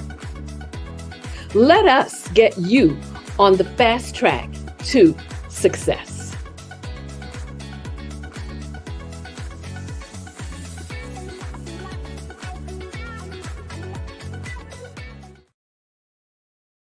I'm Ramon Ray. Founder of Smart Hustle Magazine and smallbiztechnology.com.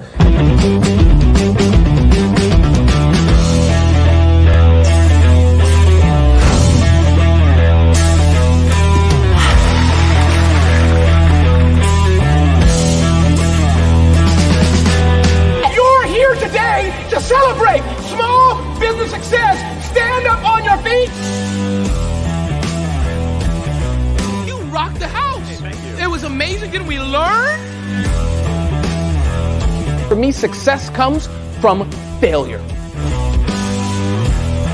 One thing not to do is shake somebody's hand like this.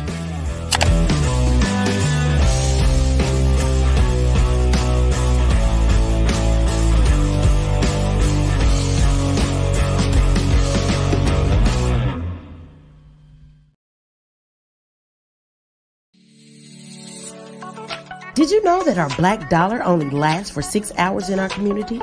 Yet other communities, their dollars last for 19 to 30 days. The Black Wall Street Nation. Black Wall Street Nation. Yes, that's why we created the Black Wall Street Nation. Black Wall Street Nation is a centralized directory available to all black businesses across the world.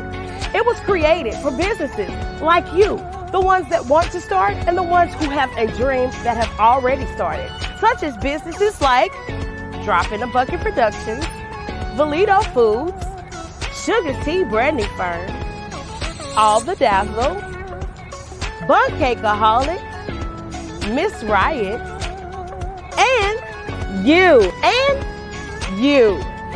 We'll have marketing, seminars, and some funding coming soon just for you.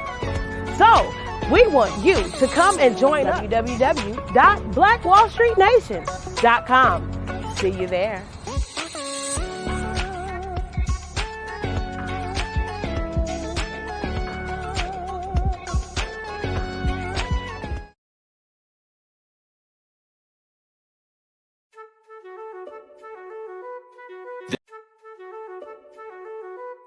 This is Dr. Arnold T. Petsworth. He's the owner of Petsworth Vet World, a veterinary clinic in Hopton, Connecticut. His patients include dog, cat, frog, fish, Goldie, dog, and this alpaca. Due to doctor-patient confidentiality, we can't tell you their names. Business at Vet World was steady, and then quarantine hit. Neighbors brought new four-legged friends into their homes. Bunnies. Bunnies everywhere. Dr. Petsworth welcomed these new patients with open arms. The only problem? There were more appointments than he could manage. That's when Dr. Petsworth turned to his American Express business card, which offers spending potential that's built for his changing business needs. He decided to hire a new assistant, Julio, and with spending power built for business purchases, he used his card to furnish a new exam room. Together, Dr. Petsworth, Julio, and American Express Business made sure all the pets of Hopton got the love and care they deserved. And everyone was happy. Get the card built for business by American Express.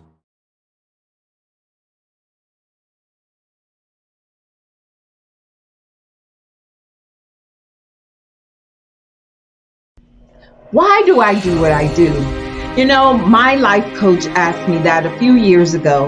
And she said, Tony, what's your why? And I told her, and she said, girl, you've already accomplished that. Perhaps you need a new why. Hi, Tony Harris, Amy Hoydu with Say It Said Marketing, one of your students. And just wanted to say thank you, Tony Harris, for spending so much time with me and giving me that boost in my business that I so drastically needed.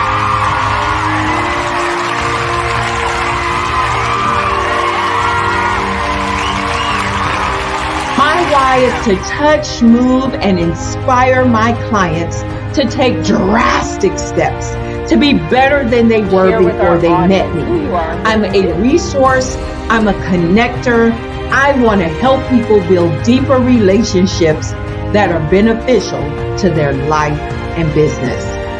That's what I do best. So, first thing you got to do is show up. And speaking is a way to magnetically attract your ideal client to you. How many of you use social media that way? Absolutely, and this is how you look to the world. Drastic steps are the steps that are needed to be successful. And my business is drastic denotes a mindset. Getting out of your comfort zone. Doing something that you don't necessarily feel comfortable doing, want to do, but you know it's a necessary step to be successful in your business. I get the most satisfaction when I see my connections flourishing into relationships long after I am gone. Hi, my name is Jasmine Augustine with Linda Jasmine, and I've joined several networking and referral groups in the area. And Network in Action Northeast Houston with Tony Harris Taylor is one of the best organizations that I've joined. I love that piece of what I do, and it is what fuels my fire.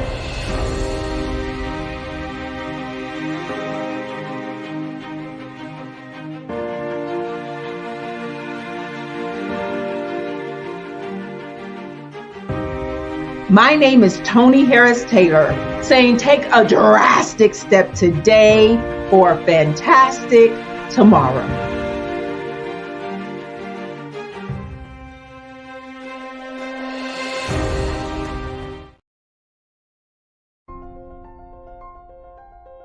What if you could build your own city?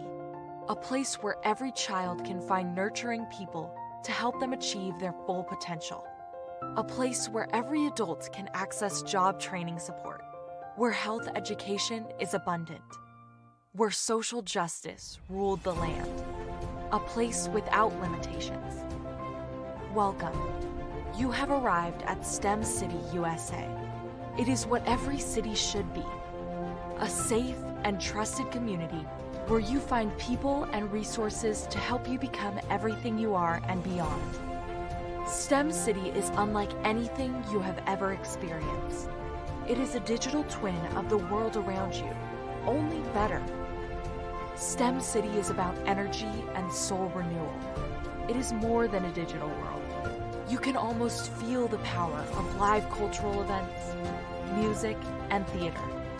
STEM City promises a better future for children, with caring mentors and hands-on activities, with dedicated tutors to support our youth. STEM City is your passport to a healthy lifestyle, with weekly events addressing our community's many issues. STEM City is your financial well-being, with helpful information on wealth management, career advancement, job training, and so much more. STEM City is the community you deserve. It is the city where your dreams can come true. STEM City USA, a place in the sky that is accessible to all who reach for the stars.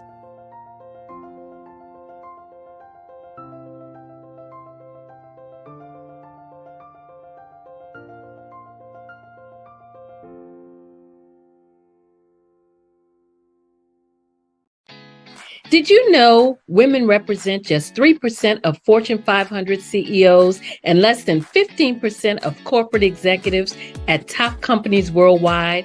Have you wondered what the secrets are to getting into the top ranks, whether in the private or public sector? Do you want to figure out how to stop being held back in your career or passed over for promotion? Then you're in the right place. Hi, I'm Dr. Madeline Ann Lewis, President and CEO of the Executive Women's Success Institute.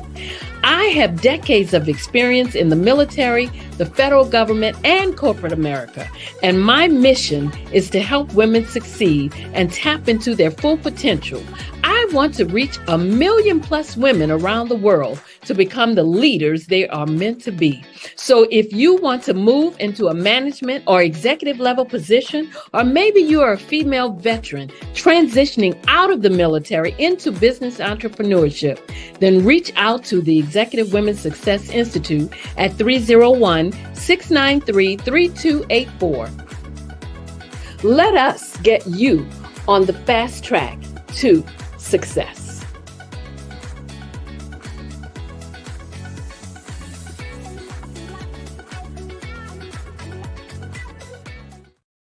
I was born in a little village on the island of Haiti. Many deadly diseases pounded me. It is as if they were on a mission to end my existence on this earth. I refused to give up. In 1983, I left Haiti and came to the United States of America. And I came with $5, 2 shirts. I didn't speak any English. I came to Atlanta. I got a job. I was a doorman. I was a doorman with a dream. What I used to come on stage. I'd rehearse this moment that I'm standing in front of you. That's the power of a dream. Maybe today is the day you begin acting as if you already have it. And then step out with full force. Take a risk. No condition is permanent. Don't let your situation distract you. You are chosen. You are called. You are born.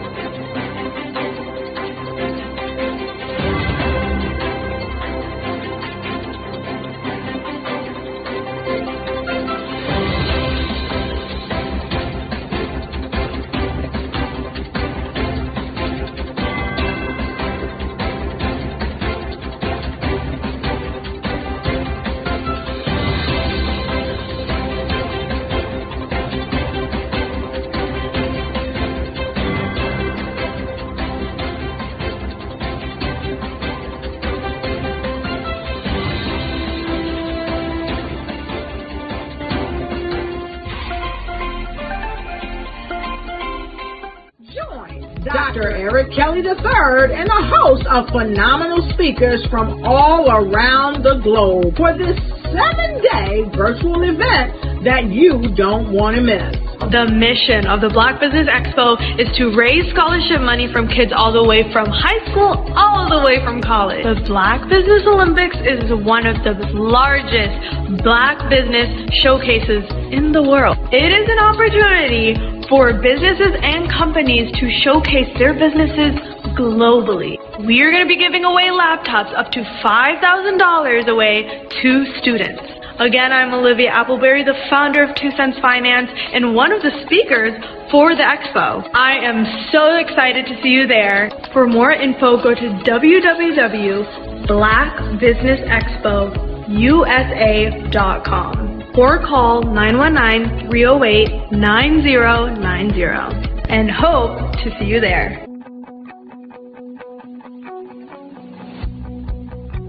I am Black Business.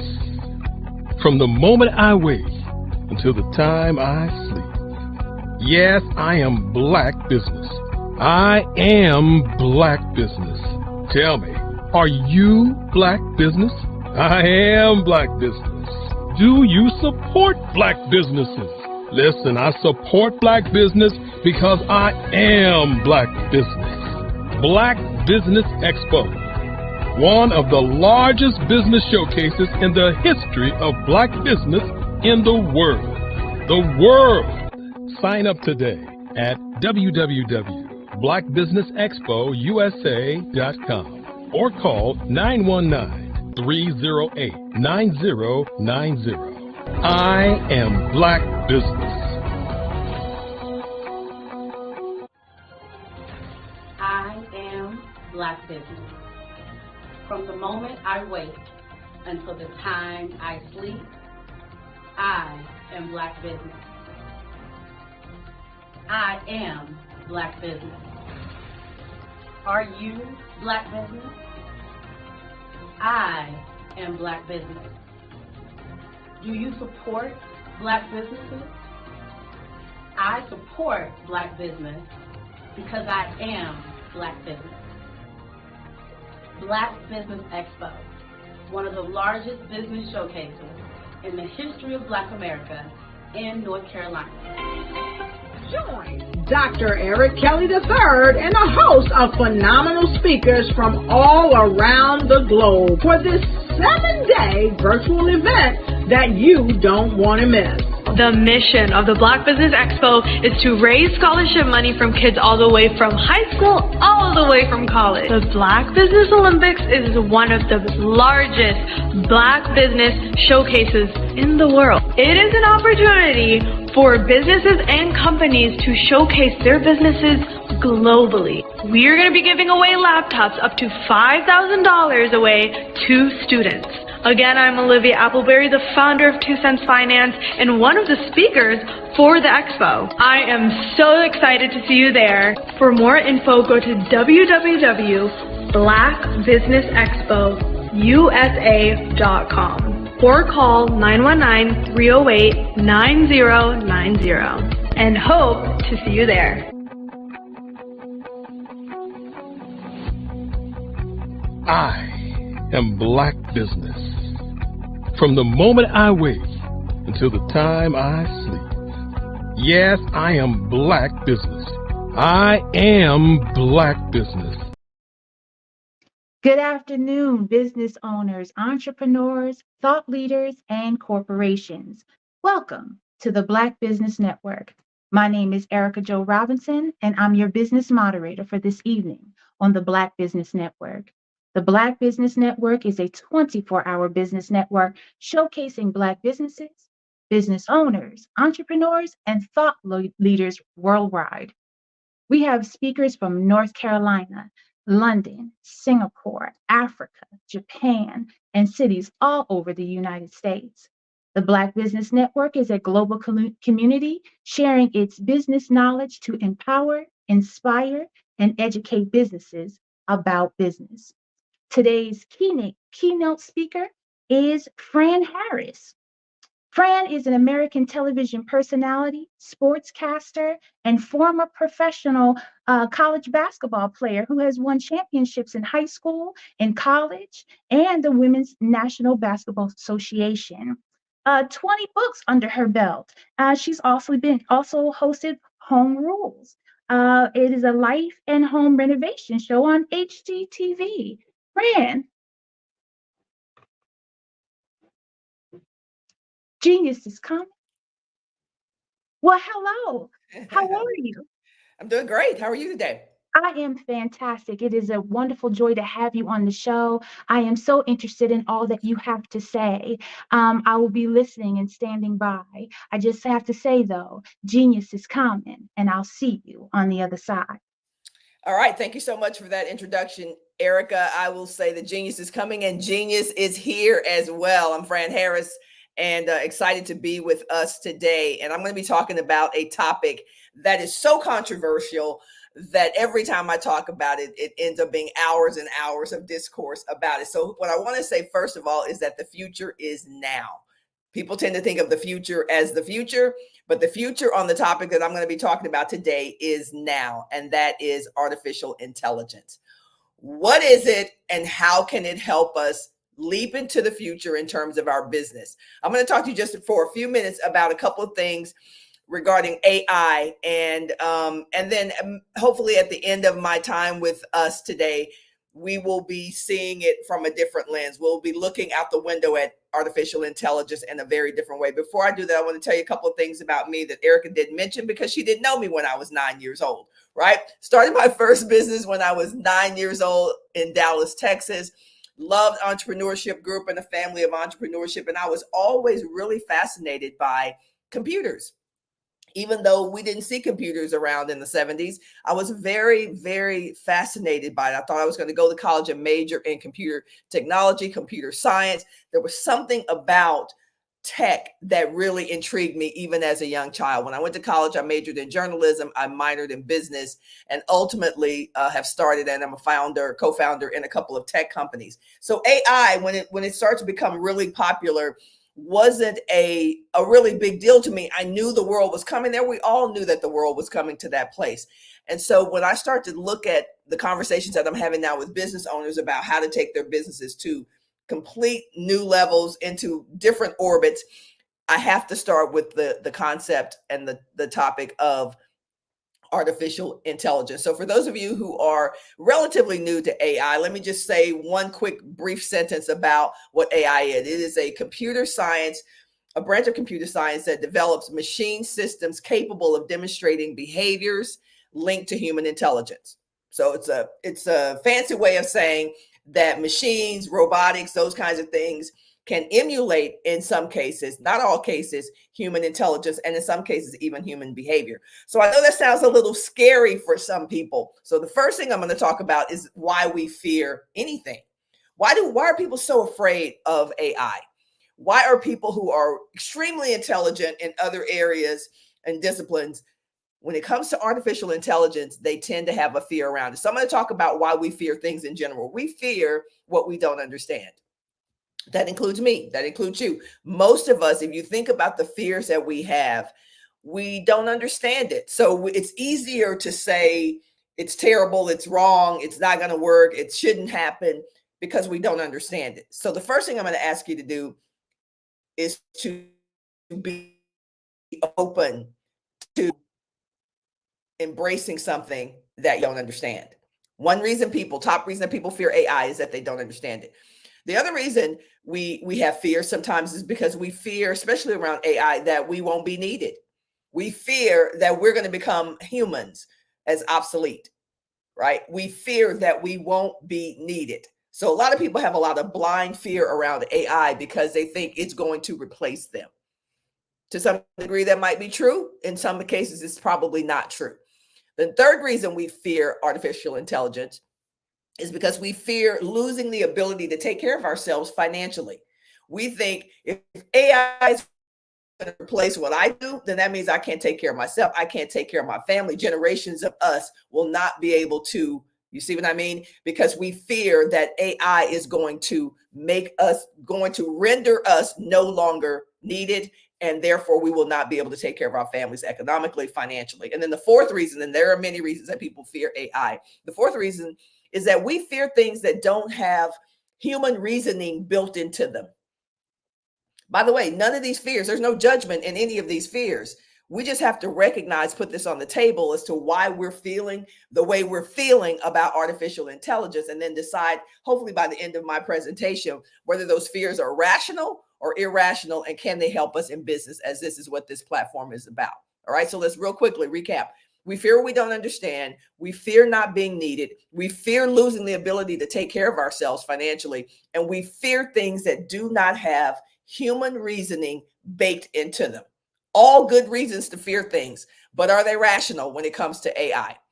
I will talk a little bit about the 3 ways that I believe AI helps us in business, since this is what this is about. AI helps in general, whether you're talking about business or health or medical or the economy or the environment. It helps in general because it is able to go places we might not need to go, y'all. Like, I don't know about y'all, but I don't want to go to the moon. I don't want to go to space. I don't want to do all that space. I don't want to do any of that. I'm fascinated by it, but I'm not trying to go to these places when we can send a robot there, right? So AI helps by going places that sometimes we just as humans don't need to go.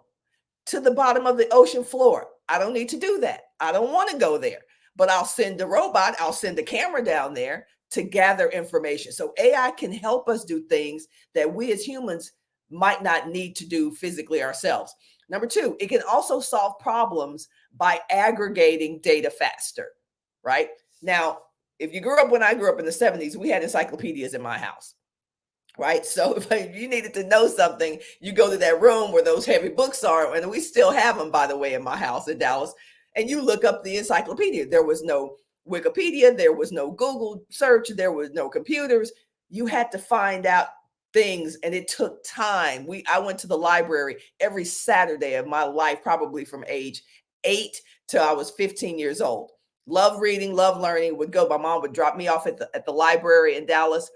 Lancaster Keys, some of y'all will know about that. And I learned by reading. And it took forever to write a book report. What AI can help us do is to solve problems by aggregating those pieces of data a lot faster. So again, another positive of AI. And then the third thing that AI helps is that it can do things that might otherwise cause loss of life, right? So going to the moon some things could go wrong. Well, do we want to risk human life doing that? Right? Do we want to risk human life sending people to the floor of the ocean? Do we want to risk human life by putting them in planes that go at these ungodly speeds when we can put a robot in there and we can still get the same data to be able to come back and make human form life better on Earth? So yes, there are pluses, there are minuses to AI, but it can definitely do some things that will help us. So today, though, is specifically about business growth and how AI can play a part in your business growth.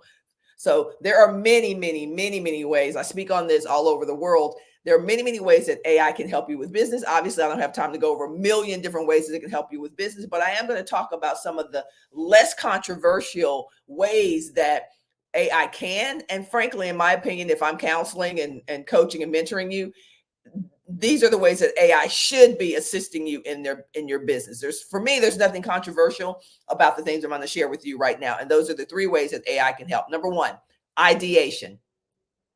AI is a great tool for generating ideas, right? And I'm going to show one of those to you in a minute. How can you leverage the power of AI to generate ideas? First of all, there are lots of different portals that you can go to. I happen to use ChatGPT. So you can go to chatgpt.ai and you can see this yourself. But when it comes to creating ideas, everything used to be stored in our brains, right? If you had an idea, you would sit down, we do what we call brainstorming, right? And you sit down with your people, some of your smart friends, some of your really creative friends, and y'all would think of ideas. And it's a collective thinking of ideas. Well, now at your laptop, you can just literally go, hey, if I'm interested in the topics that support women aged 35 or 45 and over, how can AI help me? Here is a prompt. AI is all about the prompts you give it. And you probably have heard the phrase from 20 years ago, the axiom that the quality of the questions you ask will determine the quality of the answers that you get, right? Most of us have heard that. So with AI, you want to use it for ideation, to generate ideas. Here is a prompt that I put into AI today, right before I came on with you guys. And I said, what topics are women ages 35 needing help on today? What topics do women age 35 need help on today? And I'm going to read this real quickly. It says, I put it in, typed it in, and then just hit return.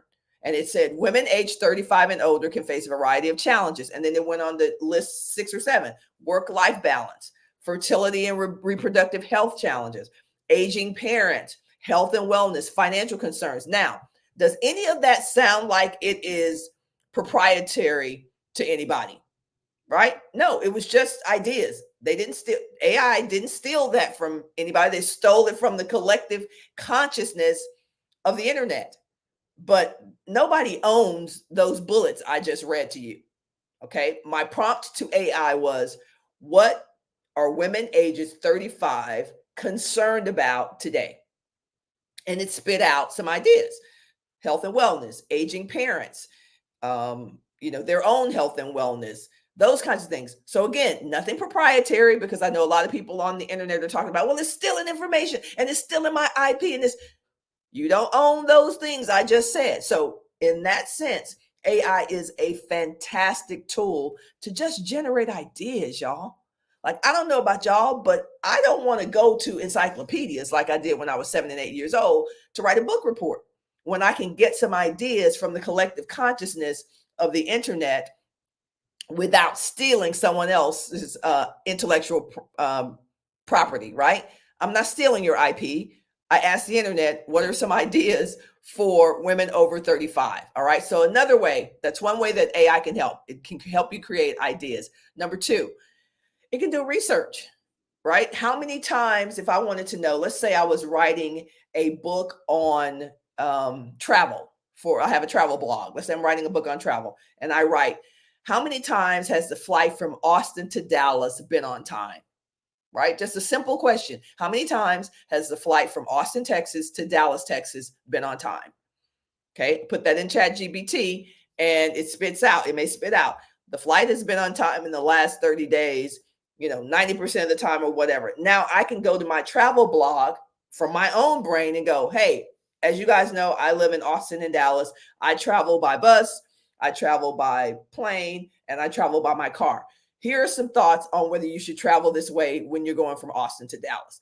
What I learned is that this flight at 8 o'clock in the morning to Dallas gets in at 8:45 has been on time for the last 60% of the, right? So you see what I'm saying? I wrote all of that. That's me writing it in my own words from Fran, but the internet through ChatGPT was able to say, hey, here are some additional information, some additional research that you wouldn't be privy to even 20 years ago. You wouldn't even know how often that flight was on time. But by typing the right prompt into ChatGPT, you can get that information, and it can fuel and actually flavor what you're writing creatively from your own brain.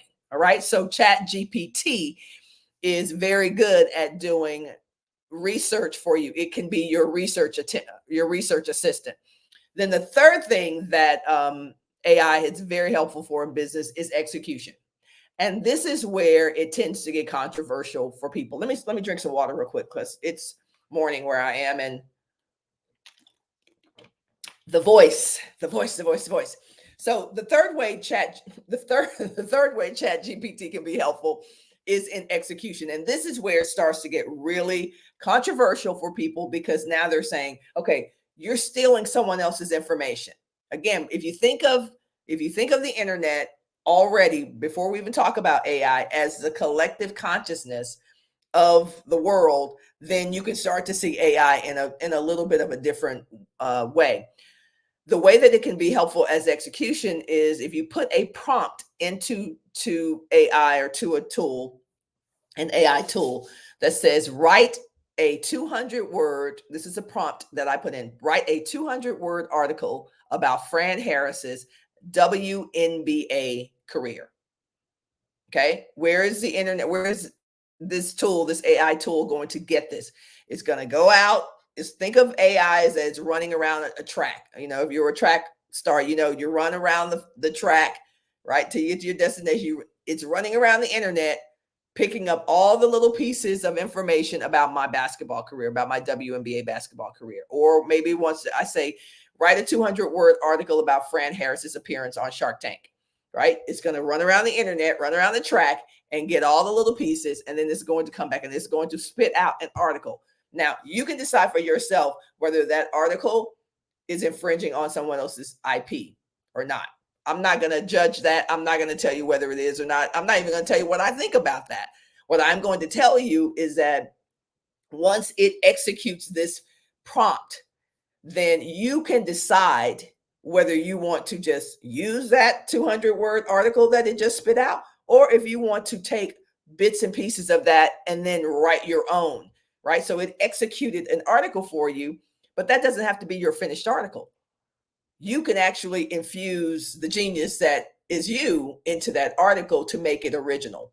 And or you can take what ChatGPT spit out for you based on that prompt, and you can also put that 200-word article into a rewriter. So you say, what's a rewriter? That's when you get something spit out from AI that you may not be comfortable using because you don't feel like it's yours. Again, no judgment. You got to make that decision. Everybody's got to make that decision.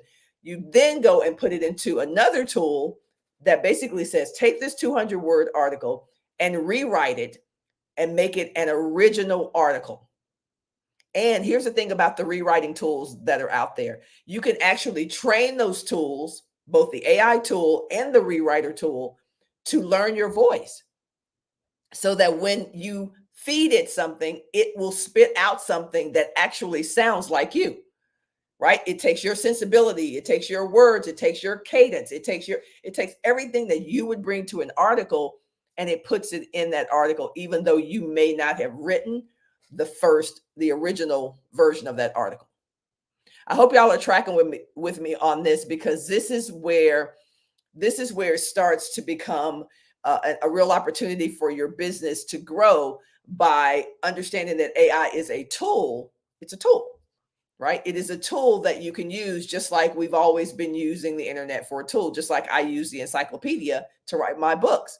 And when you think about to write my reports when I was in middle school and high school, remember how the teacher would say, make sure you cite your sources, make sure you give credit, make sure you leverage attribution.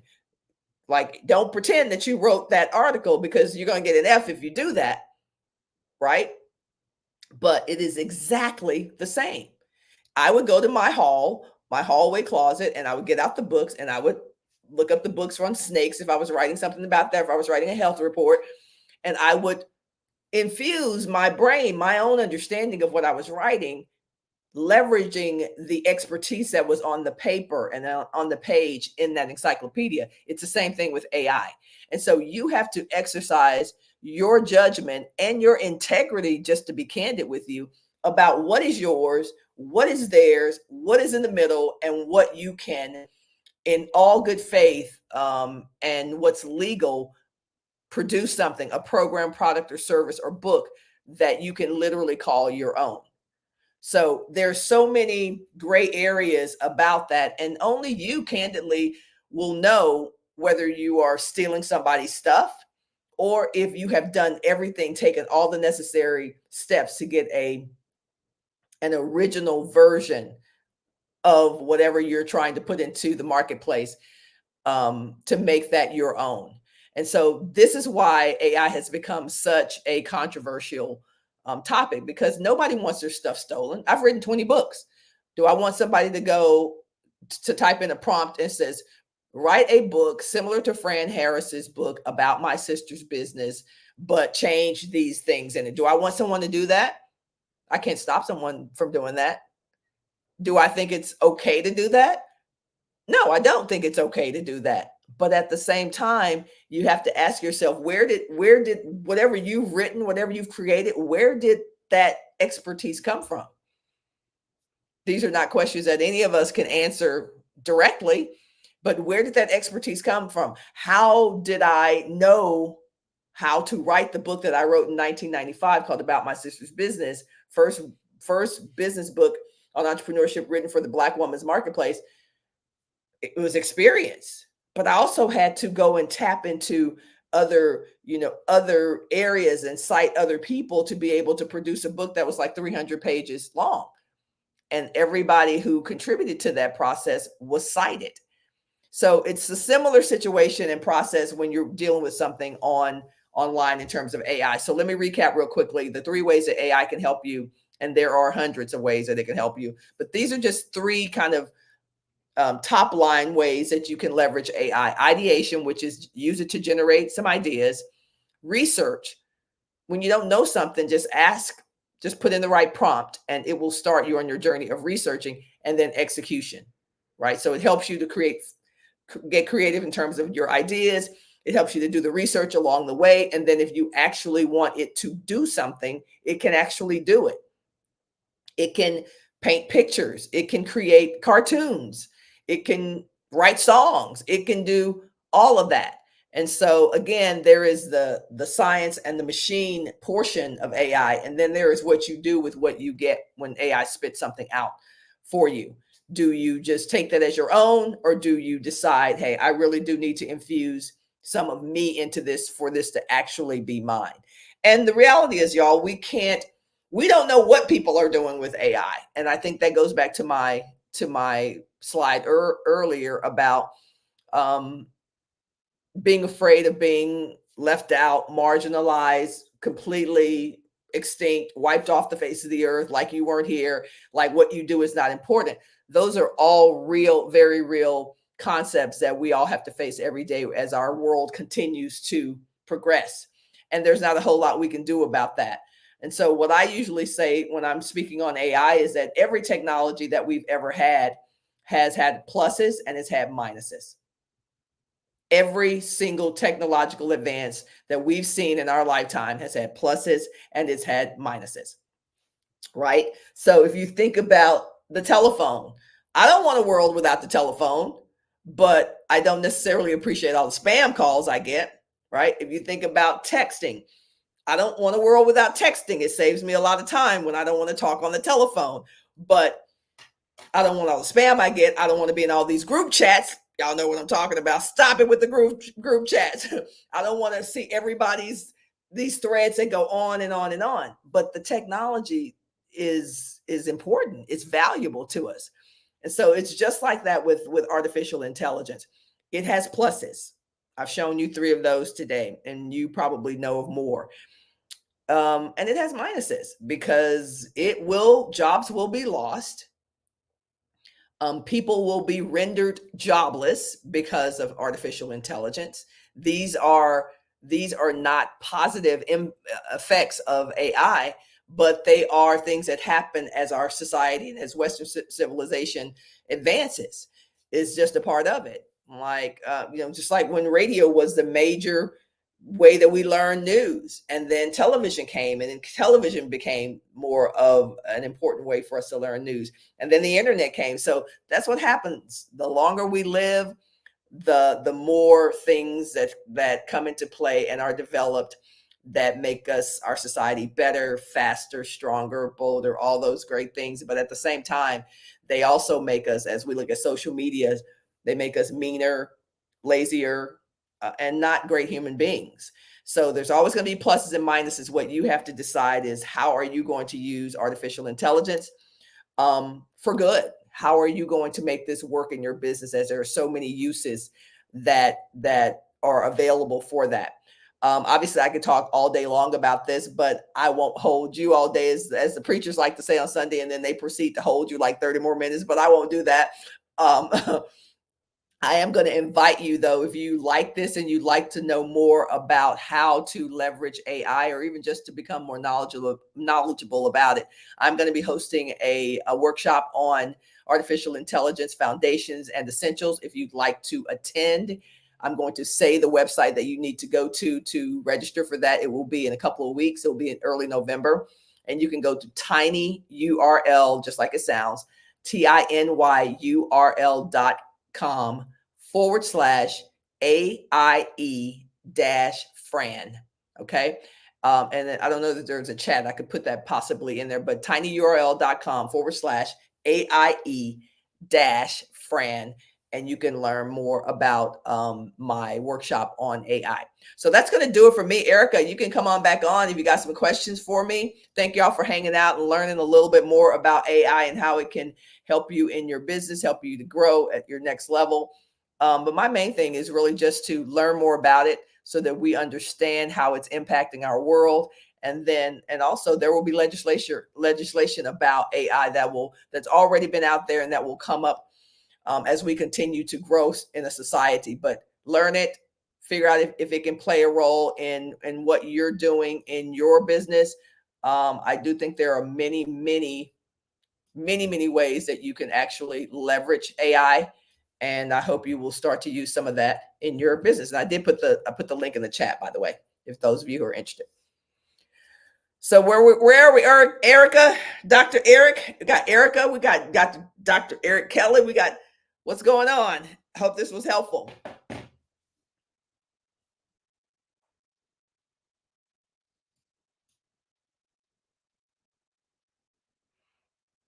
Okay, I'm looking in the chat. What we got? Erica is there. Troy. Hello, how are you? Good.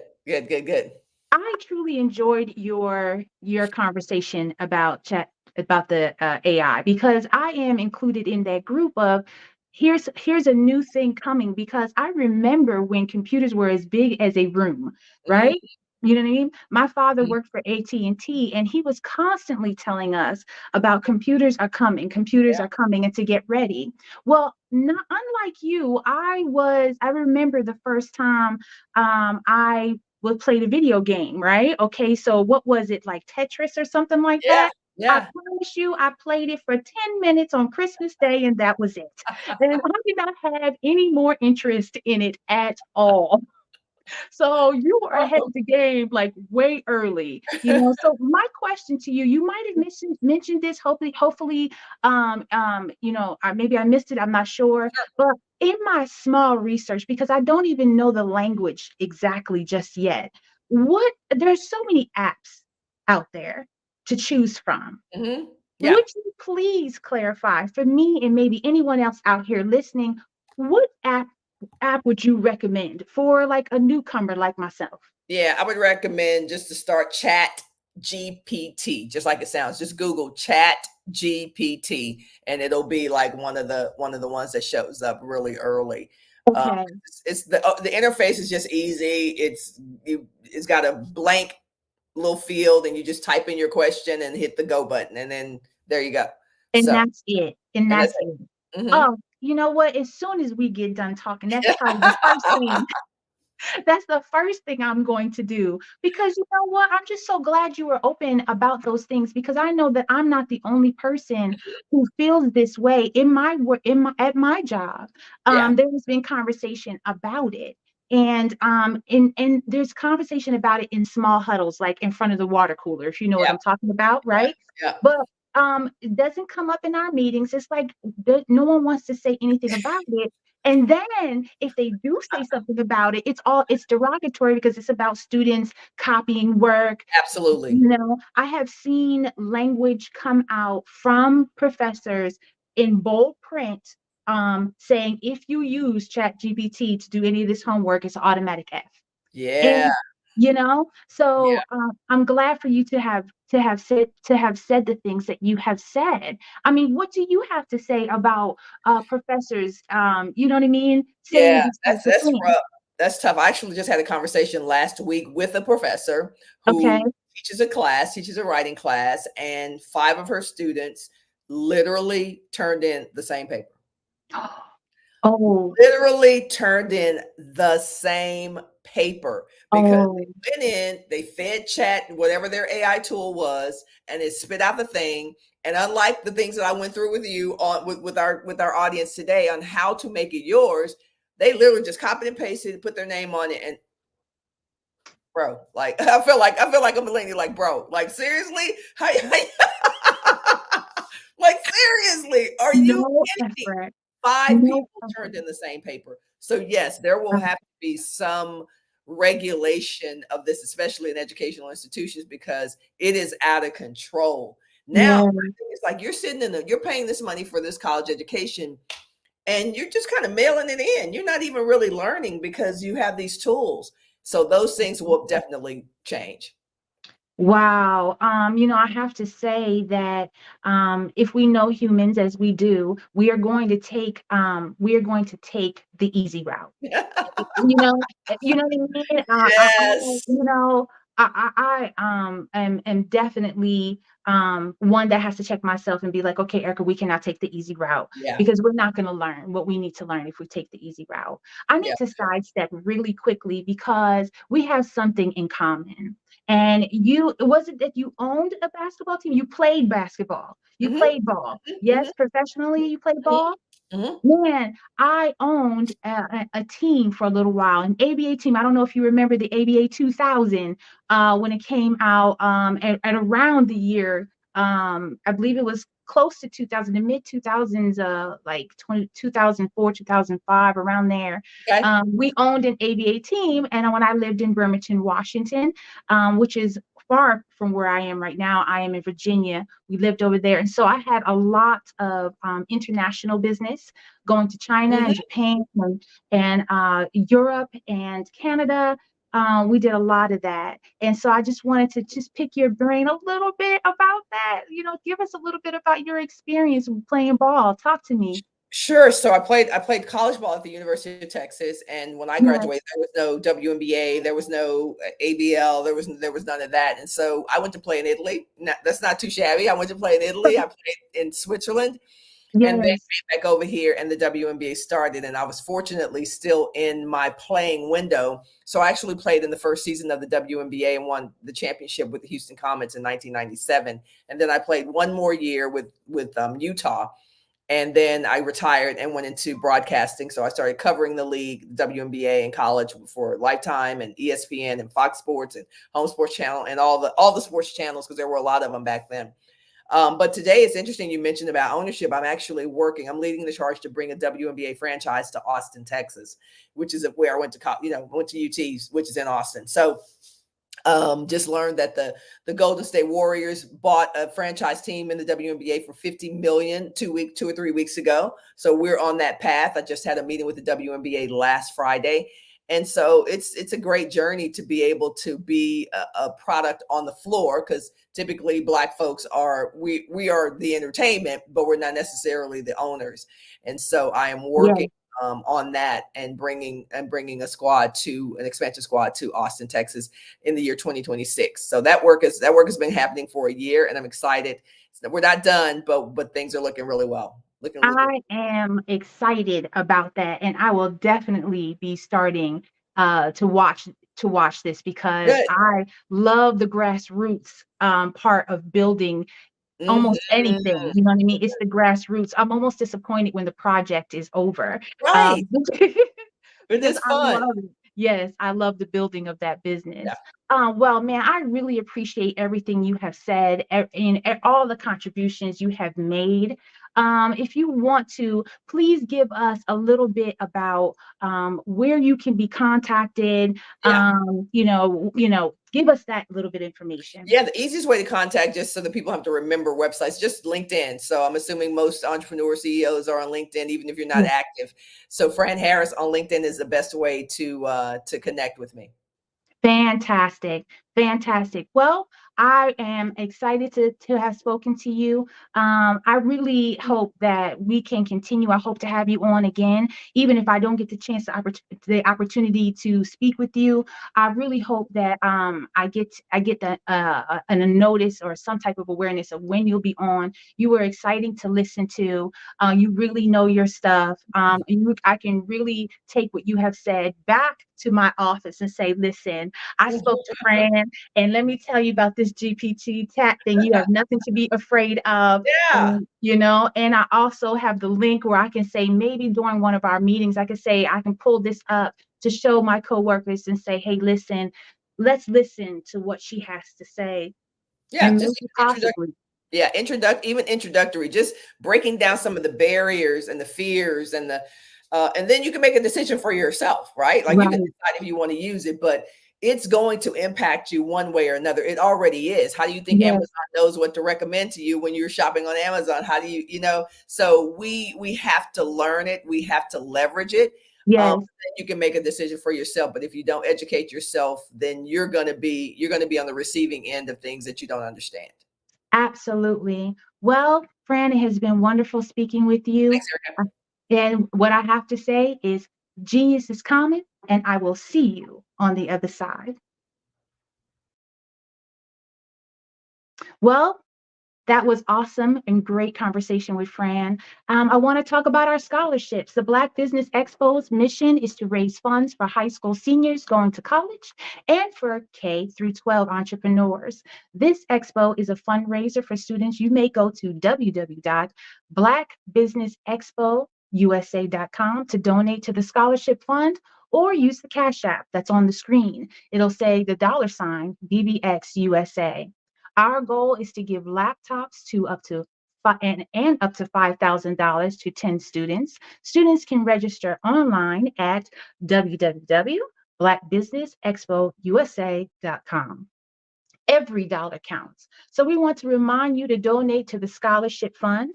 We want to thank our Black Business Expo USA sponsors for April of 2023. NC 100, Moody Capital Partners, Suede Soul, Lotus Rich, Coaching and Training, Carolina, Virginia Minority Supplier Development Council, STEP Management, Barbara H. Smith, LLC, Margie McLean Foundation, INC, Genius is Common, Earth Essentials, Malane Shani Global, Executive Women's Success Institute, The Quality Coaching Company, Superwoman Business Services, Creative Source Studios, Lee Entertainment, Artistic App Design, and of course, Black Business Expo USA. Genius is common, and I will see you on the other side.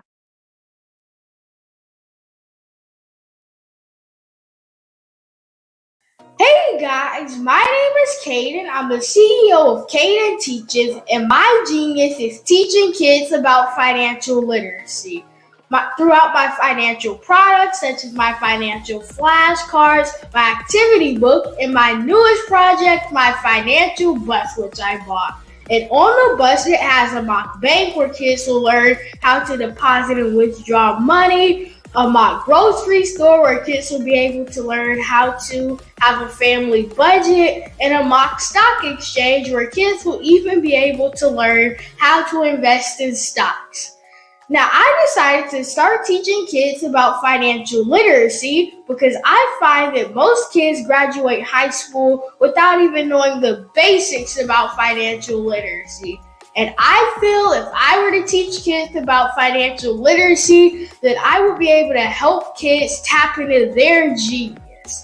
And I actually learned about financial literacy to my dad because I would go to business meetings with him, and I would always see that they were talking about financial literacy. And at that point, I didn't understand what financial literacy was. So I took it upon myself to learn about financial literacy and teach it to kids in a way that they could understand.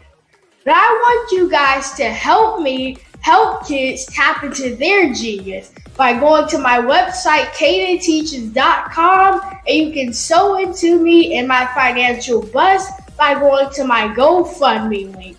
And remember, if Caden can, you can too, because genius is common.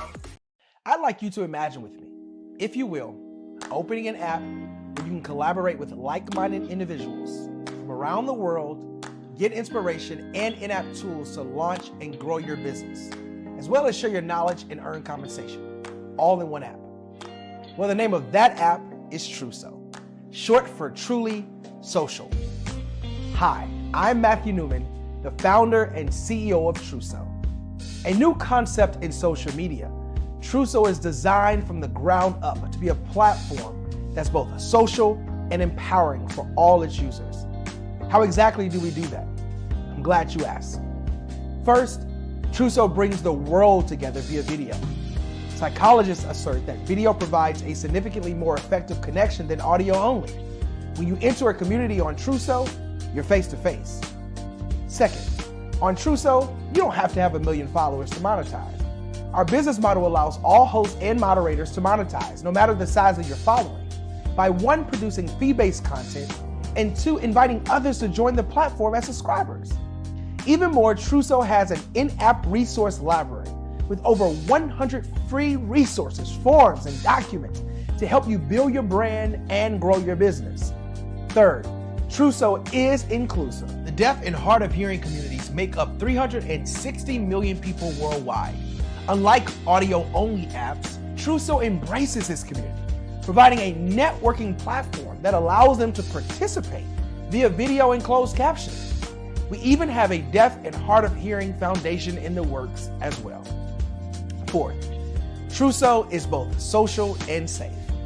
We refer to Truso as a virtual extension of the beauty shop, barbershop, and brainchild of the community. A place where there's laughter, along with wisdom, growth-oriented conversation, and genuine connections in a safe space.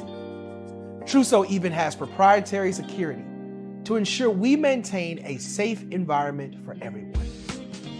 Where are we at now? Truso is live, y'all. We've launched in beta, and we're acquiring users daily. We have an incredible development and marketing team, plus amazing celebrity influencers at the table, helping us spread the word around the globe, beginning within the African diaspora and beyond by creating a safe space for growth, connection, and collaboration. We're truly excited about Truso. We've created something special for which there is a global market. And we invite you to embark on this journey with us as a shareholder. The future for Truso is truly bright. Join us and let's go there together.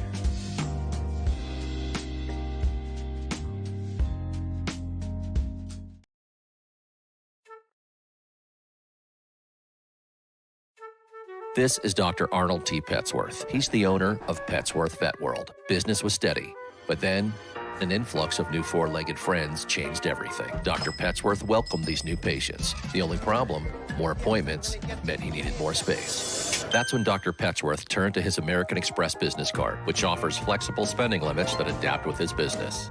He used his card to furnish a new exam room, and everyone was happy. Built for Dr. Petsworth's business, built for your business, Amex Business. Over the past few years, we've seen the growth of existing and new initiatives focused on financial inclusion, building global networks, and reducing the wealth gap in response to the idea there's not enough seats at the table. Whether their outcomes are to increase the representation of Black executives on corporate boards, ensure an inclusive global economy, or to create new U.S. African commercial pathways, the strategies are often carried out by separate programs. The question is, should they be? With the continent of Africa being home to more than half of the world's fastest growing economies, the youngest workforce, over 400 companies generating more than $1 billion annually, 700 generating more than $500 million annually that are poised for growth, and being the destination of nearly $5 billion in venture capital in 2021.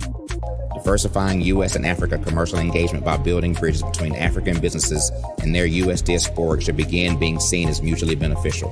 From helping to reduce Africa's enormous capital gap to catalyzing two-way trade opportunities, the COVID-19 global pandemic hopefully has taught us that global challenges and opportunities are more interconnected than we thought. During the pandemic, African companies like Unicorn Flutterwave, insurance provider Reliance Health, ride-hailing app Yasir, and 54Gene, the continent's first bank of DNA on people of African descent, prove that when African companies have access to networks, capital, and information, they grow big, grow fast, and create solutions that are valuable to the world. This is why Be Direct was created. We are the first U.S.-based but African-centric board preparedness and board search company designed to connect U.S. Black talent and corporations to African businesses. Unique and fundamental to Be Direct's success is our process of helping board candidates adapt their experience and networks to an African context before they're connected to high-growth companies that are looking to locally and globally scale. From our focus groups with African business execs and government leaders, we don't ignore the sentiment that business is easy, but people are hard. Having a pool of board candidates with hard-to-access networks and extensive experience across the business lifecycle, including successfully raising capital, is table stakes for an initiative like this. So yes, we have that. but corporate or entrepreneurial success in the U.S. does not guarantee success in Africa. Developed alongside industry partners on the continent, our training program, Be Direct Prep, is designed to transpose their experience to create cultural comfort, understanding, and a commitment to helping businesses in Africa scale. Our board governance sessions are African continental and country specific, integrated with cultural awareness and dexterity training, masterclasses led by African industry execs, and mentoring and coaching from African continental-based facilitators.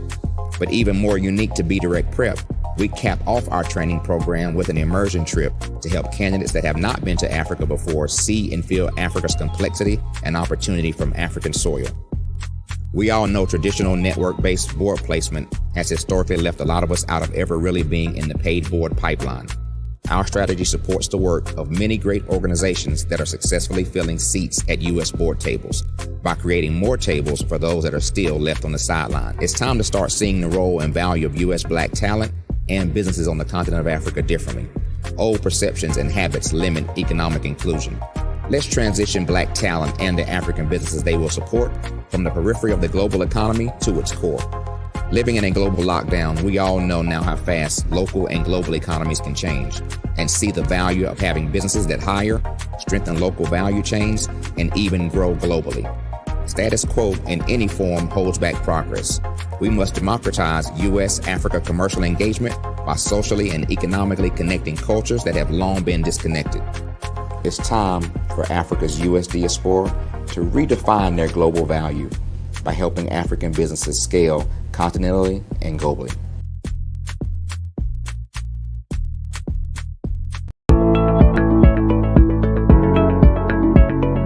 Prepare for what's coming and dominate in economic winter. Stand strong and thrive by showcasing your great products and services globally through the Black Business Network and Black Business Olympics. The Black Business Network has showcased over 2,000 companies with over $7 billion in sales each year. Over 10 million attendees have viewed the rebroadcast each month. Through the Black Business Olympics, unique styles of business training and mentoring are turning students into business owners and entrepreneurial warriors who will dominate in any economy.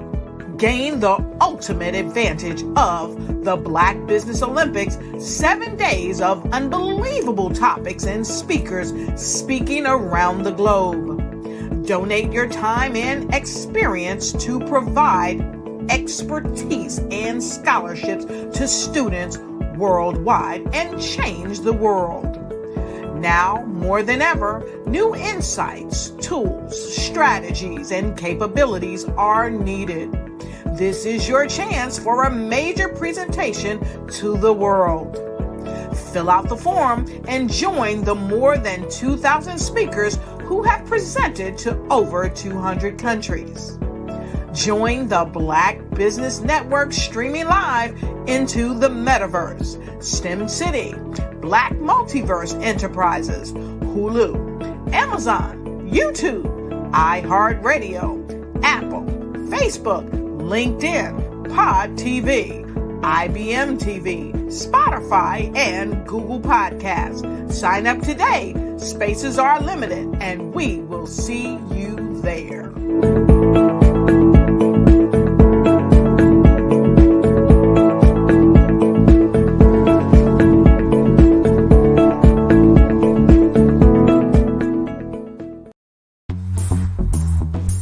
Attention all entrepreneurs and companies. Are you looking for reliable and efficient virtual assistants and back office support to help you manage your business tasks? Look no further than Superwoman Business Services.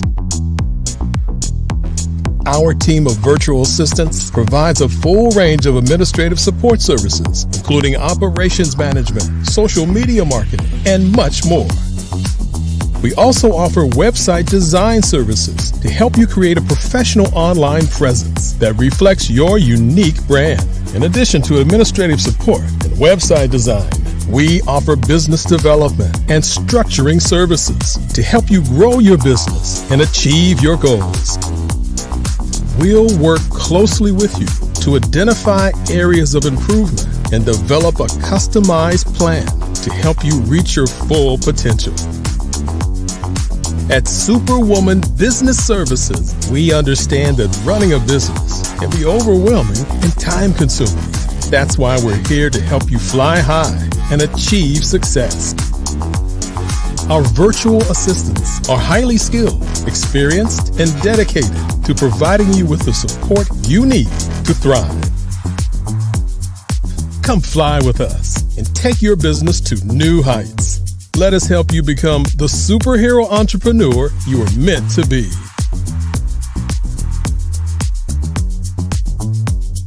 Contact Superwoman Business Services today to learn more about our back office support services. Come fly with us and take your business to new heights. I was born in a little village on the island of Haiti. Many deadly diseases pounded me. It is as if they were on a mission to end my existence on this earth. I refused to give up. In 1983, I left Haiti and came to the United States of America. And I came with $5, 2 shirts. I didn't speak any English. I came to Atlanta. I got a job. I was a doorman. I was a doorman with a dream. What I used to come on stage. I'd rehearse this moment that I'm standing in front of you. That's the power of a dream. Maybe today is the day you begin acting as if you already have it. And then step out with full force. Take a risk. No condition is permanent. Don't let your situation distract you. You are chosen. You are called. You are born for a purpose in this life.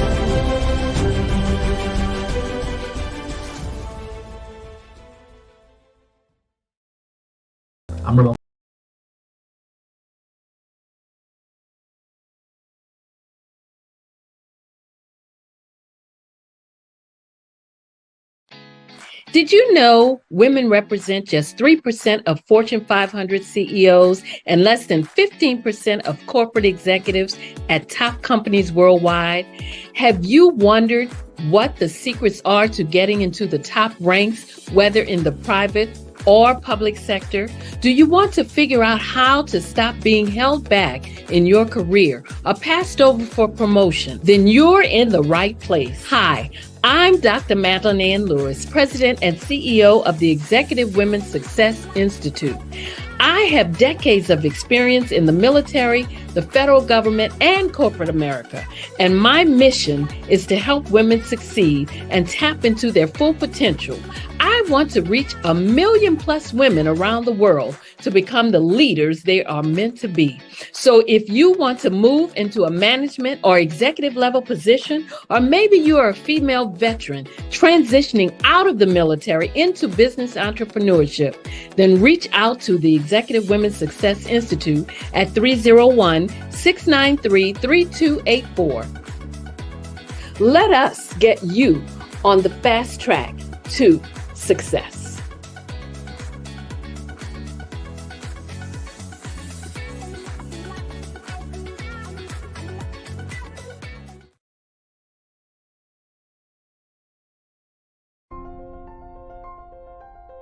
What if you could build your own city? A place where every child can find nurturing people to help them achieve their full potential. A place where every adult can access job training support. Where health education is abundant. Where social justice ruled the land. A place without limitations. Welcome. You have arrived at STEM City USA. It is what every city should be. A safe and trusted community where you find people and resources to help you become everything you are and beyond. STEM City is unlike anything you have ever experienced. It is a digital twin of the world around you, only better. STEM City is about energy and soul renewal. It is more than a digital world. You can almost feel the power of live cultural events, music, and theater. STEM City promises a better future for children with caring mentors and hands-on activities with dedicated tutors to support our youth. STEM City is your passport to a healthy lifestyle with weekly events addressing our community's many issues. STEM City is your financial well-being with helpful information on wealth management, career advancement, job training, and so much more. STEM City is the community you deserve. It is the city where your dreams can come true. STEM City USA, a place in the sky that is accessible to all who reach for the stars.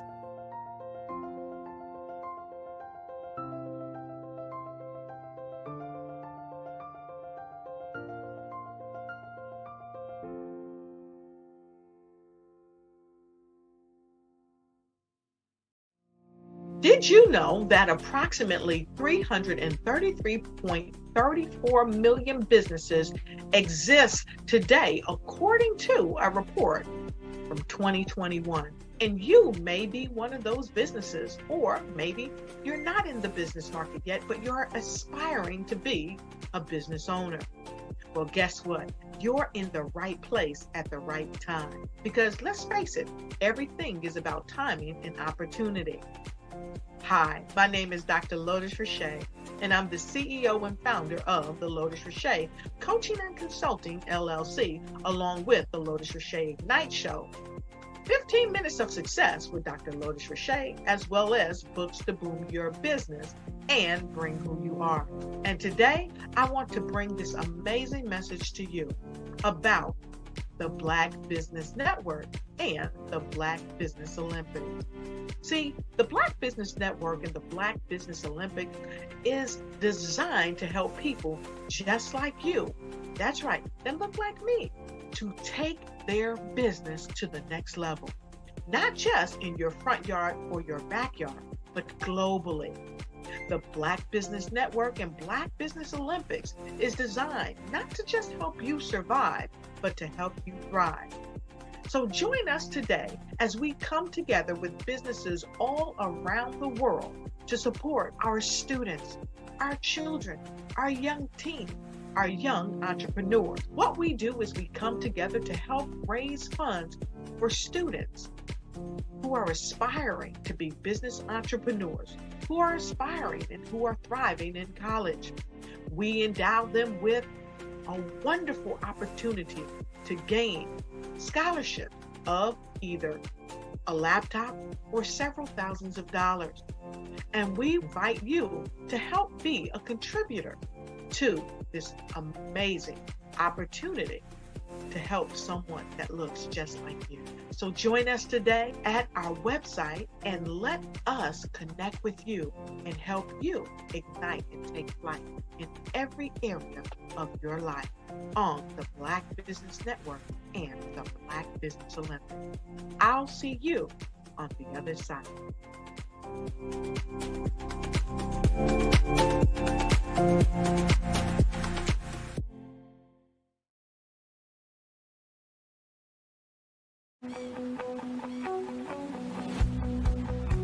I am Black Business. From the moment I wake until the time I sleep. Yes, I am Black Business. I am Black Business. Tell me, are you Black Business? I am Black Business. Do you support Black businesses? Listen, I support Black business because I am Black Business. Black Business Expo, one of the largest business showcases in the history of Black business in the world. The world! Sign up today at www.blackbusinessexpousa.com or call 919-308-9090. I am Black Business.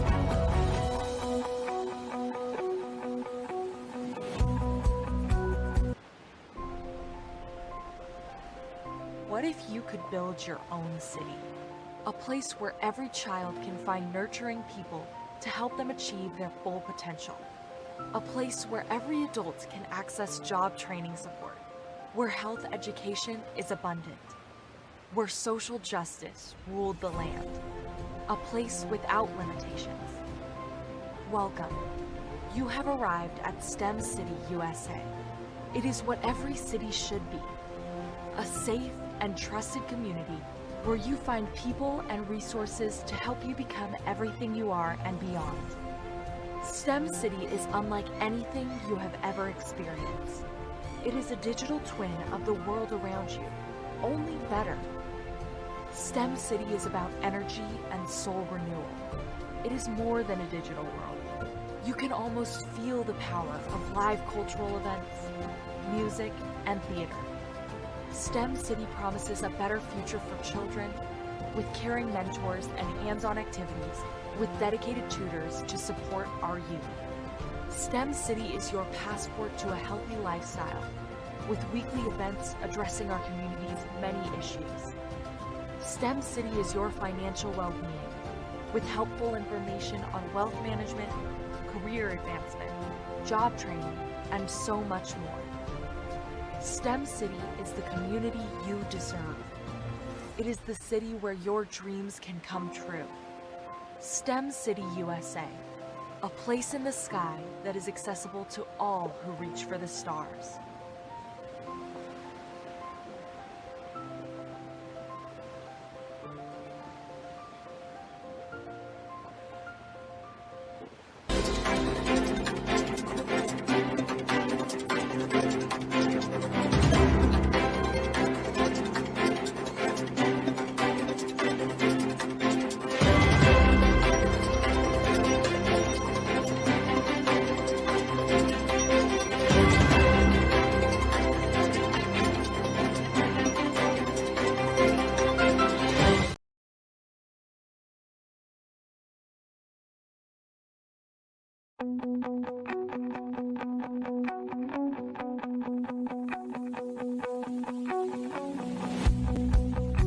I am Black Business. From the moment I wake until the time I sleep. Yes, I am Black Business. I am Black Business. Tell me, are you Black Business? I am Black Business. Do you support Black businesses? Listen, I support Black business because I am Black Business. Black Business Expo, one of the largest business showcases in the history of Black business in the world. The world! Sign up today at www.blackbusinessexpousa.com or call 919-308-9090. I am Black Business.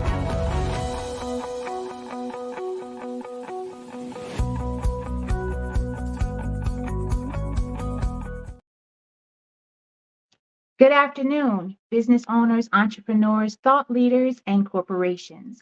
Welcome to the Black Business Network. My name is Erica Jo Robinson, and I'm your business moderator for this evening on the Black Business Network. The Black Business Network is a 24-hour business network showcasing Black businesses, Black business owners, entrepreneurs, and thought leaders worldwide.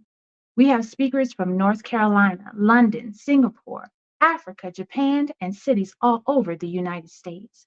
The Black Business Network is a global community sharing its business knowledge to empower, inspire, and educate businesses about business. The keynote speaker for tonight is Crystal Gunn, committed to breaking the chains of financial bondage in the Pan-African community.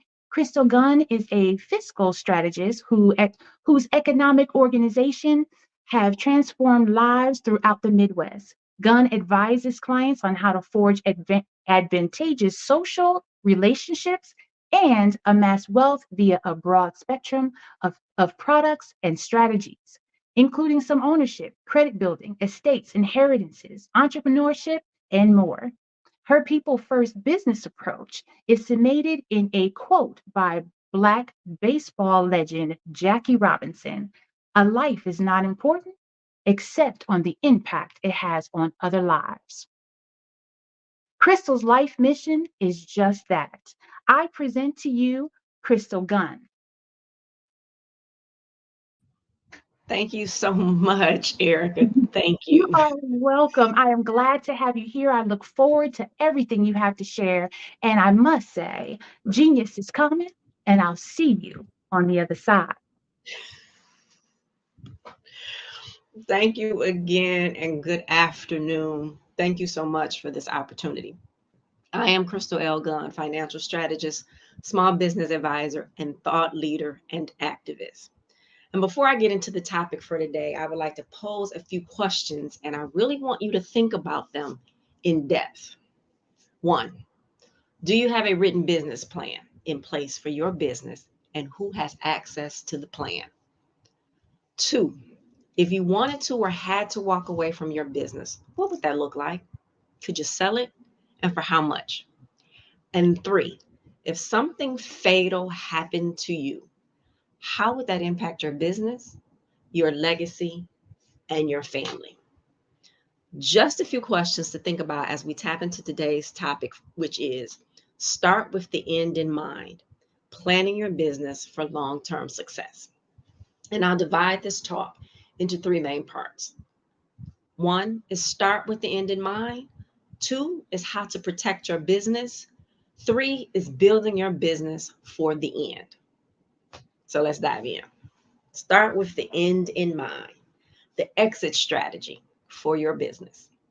When starting a business, most entrepreneurs are driven by a passion for their idea and the desire to see it grow and thrive. The day-to-day operations, market research, marketing strategies, and financial management often consume their attention.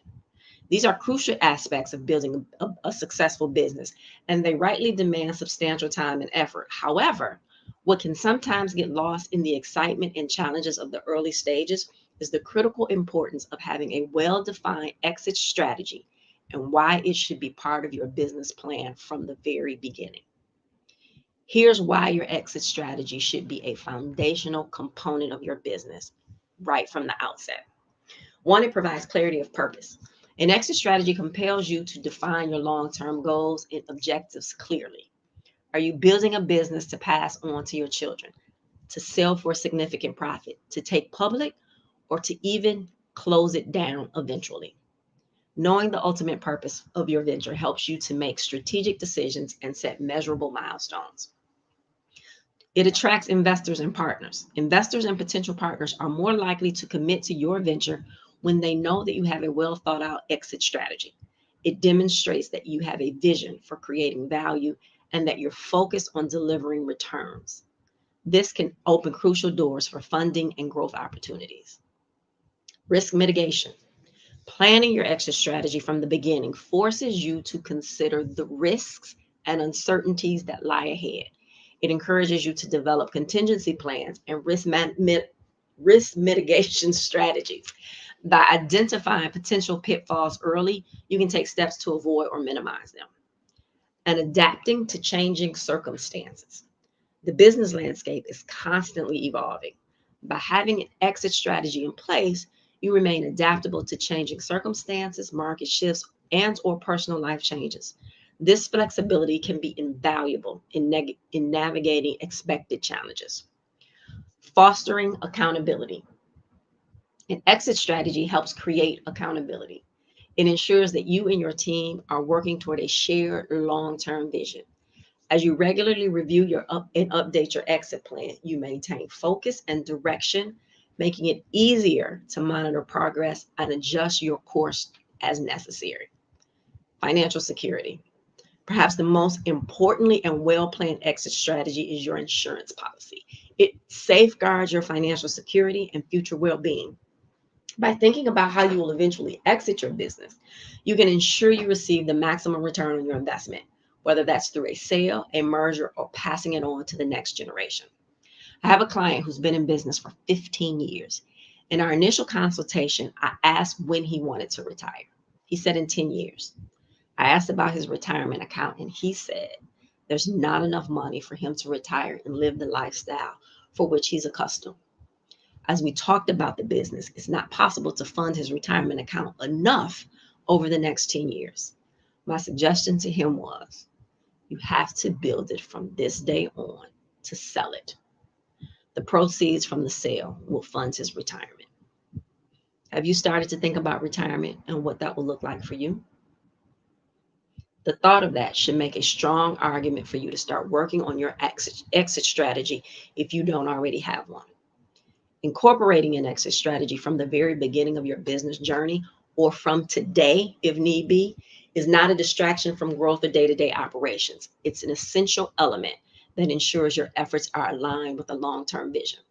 Whether you're building your business to sell it or to keep it with the family for generations, having a well-defined exit strategy ensures that your business serves your ultimate goals, secures your financial future, and maximizes its potential for success.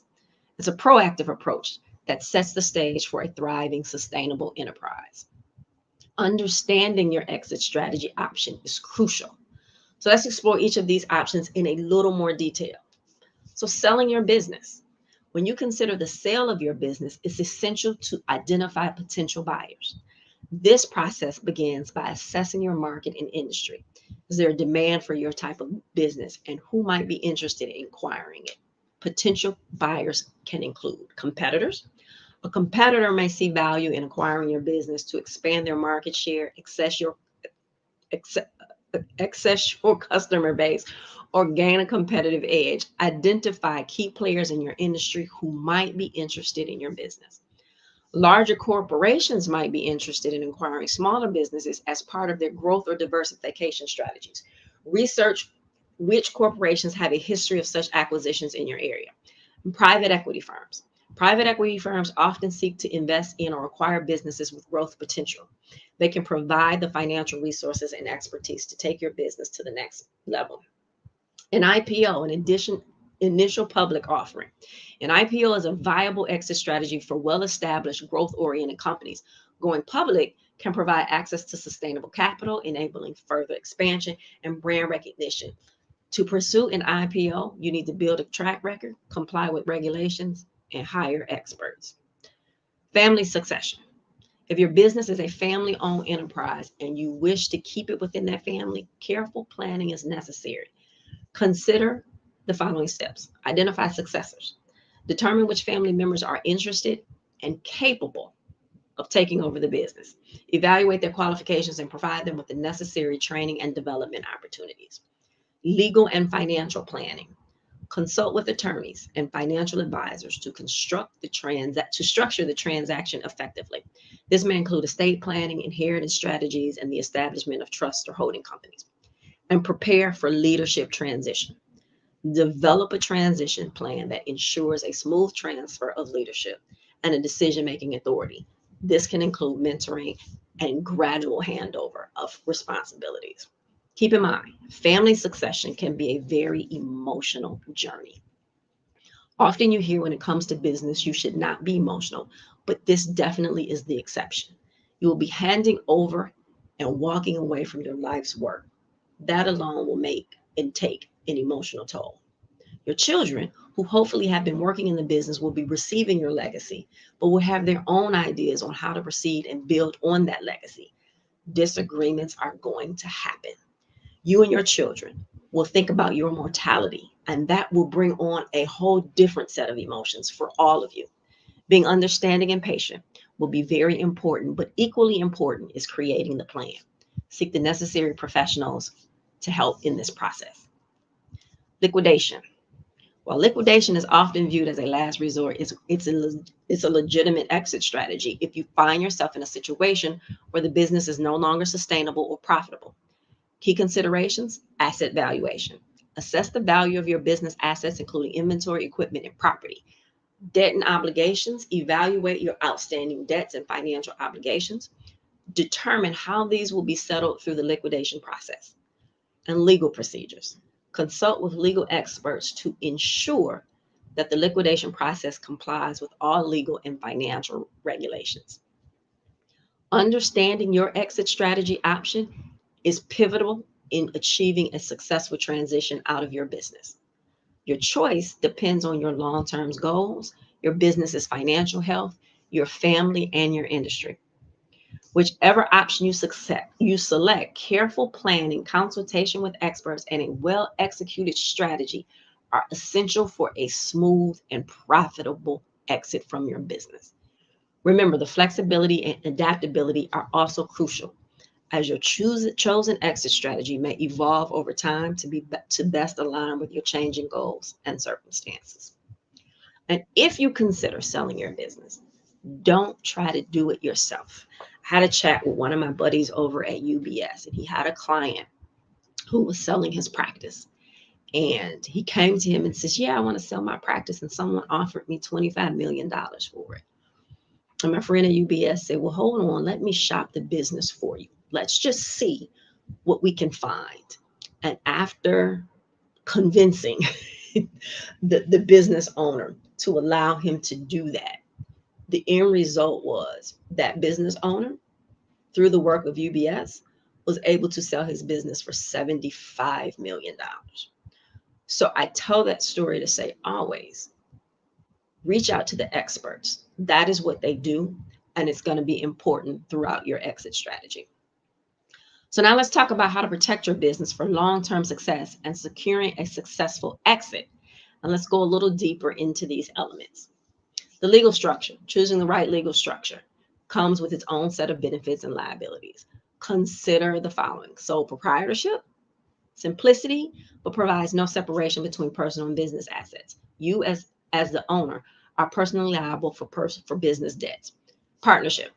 Partnerships provide shared ownership and responsibility, but partners share personal liability for business obligations. Consider a partnership agreement to define roles and responsibilities. Limited liability company combines the liability protection of a corporation with the tax flexibility of partnership. It shields your personal assets from business debts. And then there are corporations, offer the most extensive liability protection, but they involve more complex regulations and formalities. Consult with legal experts to determine the best fit for your specific business. Risk management. Investing in adequate insurance coverage. Insurance is a key component of risk management. Acquiring the right types of insurance can protect your business from various potential risks. Liability insurance. This covers legal costs and damages in case of third-party claims. General liability, professional liability, and product liability insurance are common types. Property insurance. Safeguard your business assets, including buildings, equipment, and inventory from damage or loss due to events like fire, theft, or natural disasters. And cybersecurity insurance. In an increasing digital world, cyber threats can be financially devastating. Cybersecurity insurance helps protect your business from data breaches and cyber attacks. Colonial Pipeline a few years ago paid $5 million to hackers who locked up their business computer networks by encrypting data and holding out for the ransom. Just this past September, days before MGM's computer systems were taken down in a cyber attack, casino operator Caesars paid out a ransom worth $15 million to a cybercrime group that managed to infiltrate and disrupt its systems. You may think your business is not as large as MGM, so there's no worry. But if attacked, it could be devastating to you, your business, and its legacy. So creating a robust risk management plan. Beyond insurance, a comprehensive risk management plan involves identifying potential threats and developing strategies to mitigate them. Conduct regular risk assessments to identify vulnerabilities. Implement security measures such as data encryption, firewall protection, and disaster recovery plans. Develop a crisis management plan to respond effectively to unexpected events. And keep your employees well informed about safety protocols and risk management practices. Intellectual property. Protecting your intellectual property. IP encompasses trademarks, copyrights, patents, and trade secrets, and it's often a business's most valuable asset. So here's some ways to safeguard it. Trademarks. Register your business name, logo, and other distinctive marks to protect them from unauthorized use. Trademarks prevent confusion in the marketplace and build brand recognition. Copyrights. If your business creates original written or artistic works, such as content, software, or designs, consider copyright protection to prevent unauthorized reproduction or distribution. Patents. If you've developed a unique and innovative product or process, obtaining a patent can grant your exclusive rights to use, make, or sell it for a specified period. And trade secrets. Safeguard proprietary information like customer lists or manufacturing processes through confidentiality agreements and access controls. Educate your employees about the importance of the trade secret protection. Enforcing your IP rights. Enforcing your intellectual property rights is equally vital. Regularly monitor for any infringements and take swift action to protect your IP. This may involve sending cease and desist letters, pursuing legal action, or seeking damages for unauthorized use. Succession planning. Develop a clear succession plan. A succession plan ensures the smooth transfer of leadership and ownership in case of unforeseen events like illness, disability, or your planned exit. Key steps could include identify potential successors, whether they are family members, key employees, or external candidates. Create a comprehensive plan that outlines the transition process, timelines, and the distribution of responsibilities. Seek legal and financial advice to structure the succession plan effectively. Training and mentoring successors. Preparing for successors for their roles is essential. Provide training, mentorship, and opportunities to develop the necessary skills and knowledge. This not only ensures a seamless transition, but also maintains the business continuity and performance. Protecting your business is a multifaceted endeavor that involves legal considerations, risk management, safeguarding intellectual property, and planning for the future. By proactively addressing these aspects, you not only secure your business's value, but you also set the stage for a successful exit strategy. Remember that business protection is an ongoing process that should evolve alongside your business's growth and changing circumstances. I was at a conference and the speaker told the story of his client whose business partner died. They had not done a succession plan. The deceased partner's wife showed up one day asking to be shown to her husband's office and that she was coming to take over his position. She knew nothing of the business, had never been involved, but she felt it was her right to take over his position. Where you cannot foresee what will happen, you can have the plans and resources in place for when something happens. So we've talked about starting with the end in mind. That exit strategy will compel you to define your long-term goals and objectives. Again, are you building a business to pass it on to your children or sell it for significant profit, take it public, or eventually close it down? Remember, knowing the ultimate purpose of your venture helps you make strategic decisions and set measurable milestones. Hopefully after this, you will sit and really think about it and start to write it out if you don't already have a written exit strategy. We also spoke about how to protect your business. From the legal structure, risk management, cybersecurity, training, successors, or more, all of these are critical to the success and legacy of your business. So be sure to go through each point and create and update your policy and procedures to close any gaps you may have.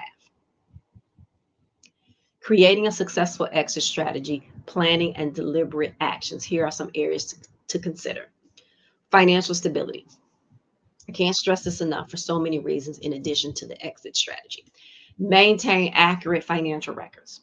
Precise financial records are not only essential for day-to-day operations, but also for demonstrating the financial health of your business to potential buyers or investors, as well as the sustainability of your business. Regular audit and update your financial records, ensuring that they are well organized and transparent. If you have someone else who does your finances, be it daily, weekly, or monthly, there needs to be some sort of auditing done by you. I always say you have to check the checker. You hear too many stories of staff embezzling funds from a company because no one was auditing their work. Consistent profitability is a key factor in attracting buyers or investors. It showcases the sustainability and viability of your business. Implement sound financial management practices, including cost control, revenue optimization, and efficient budgeting to demonstrate a history of profitability. And debt reduction and asset value increase. Reducing debt and increasing the value of your assets can significantly enhance the appeal of your business. Whether your goal is to sell or not, this is something you should do regularly. And diversify revenue streams. Avoid over-reliance on a single customer, product, or market. Relying heavily on a single customer, product, or market can make your business vulnerable to unexpected disruptions. Aim for a diversified portfolio to reduce risk. and attract a broader pool of buyers. Diversification can make your business more appealing to a broader range of buyers or investors. A business with multiple revenue streams is perceived as less risky and offers greater growth potential. It can also increase your negotiation power during an exit process. Strong management team. Build a capable and experienced management team. Succession planning becomes critical here. Identify and nurture a leadership team with skills and expertise needed to manage the business effectively. Demonstrate operational independence. Show that your business can run effectively without your direct involvement. This is vital for attracting buyers or investors who may be concerned about business's dependence on you as the founder or owner. Delegate responsibilities and empower your team to make decisions independently. Scalability. Invest in technology and processes. Scalability is about being able to handle increased demand and growth without a proportional increase in cost. Invest in technology and streamline processes that enable efficient scaling. Automation, cloud-based solutions, and scalable software systems can make a significant difference. Efficient resource management ensures your business is utilizing resources efficiently. This includes optimizing production processes, managing inventory effectively, and using resources like labor and capital judiciously. Scalability is often achieved by doing more with less. Market expansion. Consider the potential for expanding into new markets or geographic regions. Identify growth opportunities and align your business's core competencies and can be scaled effectively. I know I've given you a lot of information today, and these areas are not your areas of expertise. Do not try to go it alone because you think you can figure it out or to save money. Bring in the professionals to make sure you are doing it correctly to ensure growth and sustainability for your business. It's not easy being a business owner as it is. You definitely don't want to self-sabotage your business because you can't see the value of bringing in experts. After all, you don't know what you don't know. Building your business with the end in mind is a forward-thinking approach that positions your business for a successful exit. By focusing on financial stability, diversification, strong management team, and scalability, you not only create a business that's attractive to potential buyers or investors, but also one that is more resilient and poised for the long-term success.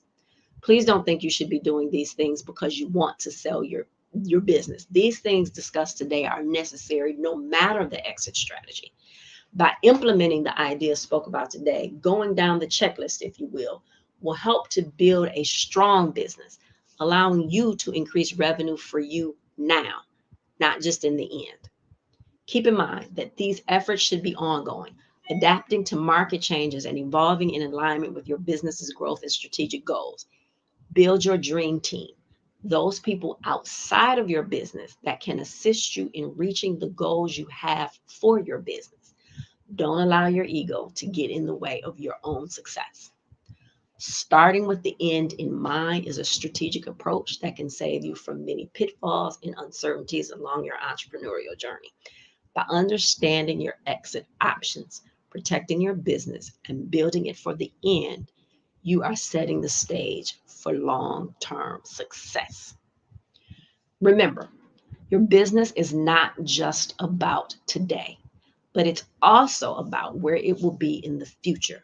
So take the time to plan and execute with the end in mind, and your business will have a much higher chance of achieving the success you envisioned. And I will end this discussion the way it started with a few questions. Do you have a written succession plan in place for your business, and who has access to that plan? If you wanted to or had to walk away from your business, what would that look like? Could you sell it? And if so, for how much? And 3, if something fatal happened to you, how would that impact your business, your legacy, and your family? And the added question is, after hearing my talk today, when will you start to work on your exit strategy? Dr. Kelly, thank you so much for all that you do. And as always, thank you for this opportunity. Again, I am Crystal L. Gunn, and I thank each one of you viewers for your time. Wow, that has been probably the most eye-opening conversation I have had in a long time without you even knowing that I was conversating with you. I just want you to know, I just want you to know that I was sitting here like, oh, wow. Okay, yeah, I think I was taking notes. You know what I mean? Fantastic conversation. Absolutely. I have a few questions for Okay. you. Thank Okay, you. are you ready? Okay. Yes. Um, can you tell us more about your small business consulting company and the services you offer to entrepreneurs and business owners? Sure. Sure. So MDI Advisors is the name of that company, and MDI actually stands for $1 Million Ideas, right? Because we all have them. And I said, how about I help to advise those individuals with $1 Million Ideas? But I work as the outsourced chief operating officer for your business. Oftentimes, especially when you talk about the micro and the small businesses, we don't have the money to have somebody on staff for that. Right. Yes, So it's yes. always good to be able to bring somebody in. So I operate as that outsourced COO for your business. And I work with you to strategize, actualize, and help your business to thrive. And so we're going to work to create tailored strategies for your business goals from accounting, marketing, and tech industry experts, and so much more to ensure that you can reach those goals. And once we understand the desires, we help you to guide through the implementation. So vetting and possibly training to ensure you get the results that you want. And then after we do this, your business starts to thrive in ways that it wasn't thriving before, right? Wow. And I think, and I like to call myself, I'm a different type of fixer. So you hear people, especially on TV, where they talk about the fixer who comes in and fix the problems. Yes. But I think I'm a different type of a fixer because I have the ability to hear the things that you say and the things that you don't say to help you put that plan. To help you put that plan together to reach your goals. Because a lot of times when you're sitting there and someone's asking you questions or you're discussing things, sometimes you don't know the answer to the things, or you're holding back, or you're not saying the thing. I still can hear those things. And so we're going to build that plan based off of that. I mean, come on with the come on. I don't even, you know what I mean? You got a sister nervous to ask questions, not ask questions, not ask questions. I'm like, oh gosh, she's gonna know what I'm not, what I don't know. You know what I mean? But that's beautiful though. Yeah. That's beautiful and is much needed. Okay, I'm on to the next question if you are ready for that. Yes. How do you define a dream team? Oh, that's just beautiful. How do you define a dream team in the context of a small business, and why is it crucial for this success? So I'll go back to something that I just said is again, especially in the small and the micro businesses, it's not always possible for you to have certain business positions on staff because you may not need them for, that traditional 40 hours a week. So we may need to outsource those things, and it may be more cost effective to do that. And so everyone needs that dream team, your CPA, your attorney who's preparing your taxes, who's doing your marketing. And again, you may not have it in your budget to have them on staff, but it doesn't mean that you don't need them. And those aren't your lanes, so you shouldn't be doing them. Right. So, but we know that as that small business, that entrepreneur, we have to wear so many hats. But at some point, you have to start to outsource those things in order for you to grow, because to continue to think you can do all of those things yourself is a form of self-sabotage. So we come in and we look at where can you not have these people on staff, and let's go find them because you need them. And then in a lot of cases, I can help to vet those people for you. Yeah. Fantastic. Absolutely fantastic. Okay, this leads us into the next question. How do you tailor your consulting services to meet the specific needs and goals of each small business client? So that's a great question. And no two businesses are alike, and no two business owners are alike, right? Yes. So instead of Yes. creating the same plan and trying to put everybody in a box, you have a retail business. So, okay, this is what consulting looks like for you. You have a marketing firm. This is what it looks like for you. I have to go back and I have to meet the individual goals and how you want to grow, paying specific attention to what you don't want as well. Because if I got two retail business owners. There's something that this one doesn't want that this one does. And so again, you can't put somebody in a box. So it's a lot of listening. And so I listen again for the things that you say and the things that you don't say, and try to make sure that I'm working with you and tailoring this plan that we're going to come up with to meet what you want and what you don't want based off your business and your goals and your desires. What I love is that you help. It just from what I'm hearing, you create the individuality of that business. Like you help to create that, so that it doesn't look like everybody else that's out there. Because think about it. At the end of the day, unless you're just really big firm, right? When you're that startup, that micro, or that really, really small business, most times you're wearing all of these hats and you're doing all of these things, but people are doing business with you because of you. Until you get to move yourself out of the way and they recognize solely the name of the business. But until then, they're doing business with you. So we have to make that business, no matter what it is, it has to be a reflection of you, but it also has to be a reflection of you that people want to, that they want to engage with. Absolutely fantastic. I'm in love already. Like, good. You really have me thinking, like, really honestly, you really have me thinking. Okay, so on to the next question. Are there specific industries or types of businesses that benefit most from your consulting service, or is it applicable to a wide range of sectors? I will work with any type of business, right? I always say, if you sell widgets, I don't need to necessarily know what a widget is to be able to help you reach your goals, because I'm working on operations, technology, you, the individual, the market share. So it doesn't matter what industry it is. What matters the most, though, is that it's a good fit. And when I say a good fit, me for you, you for me. Right? Because people get married and get divorced all the time because it wasn't a good fit, right? So that has to be a good fit. And I have to, after those, because when I start working with somebody, obviously we're going to have that initial conversation just to see if it's something that I can do, if they're interested in. But before we start signing contracts, we have a couple more conversations, and I have to make sure that I can bring value to what it is that you're doing. I just don't want the paycheck. I got to be able to bring value. I want to see you win. And if I'm not the person that can do that for you, then I'm not, I will decline, that consulting case. I can't do it.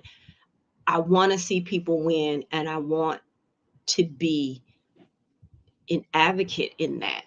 And so I have to be able to bring value. So again, it doesn't matter the industry. It has to be a fit, and I have to be able to bring value in that. I hear your sincerity when you speak, and it sounds like hearts. It sounds like heart work when you speak, and only someone who is sensitive to that can hear that. And I appreciate that part of you that I have known in I don't even know, less than about 30 minutes.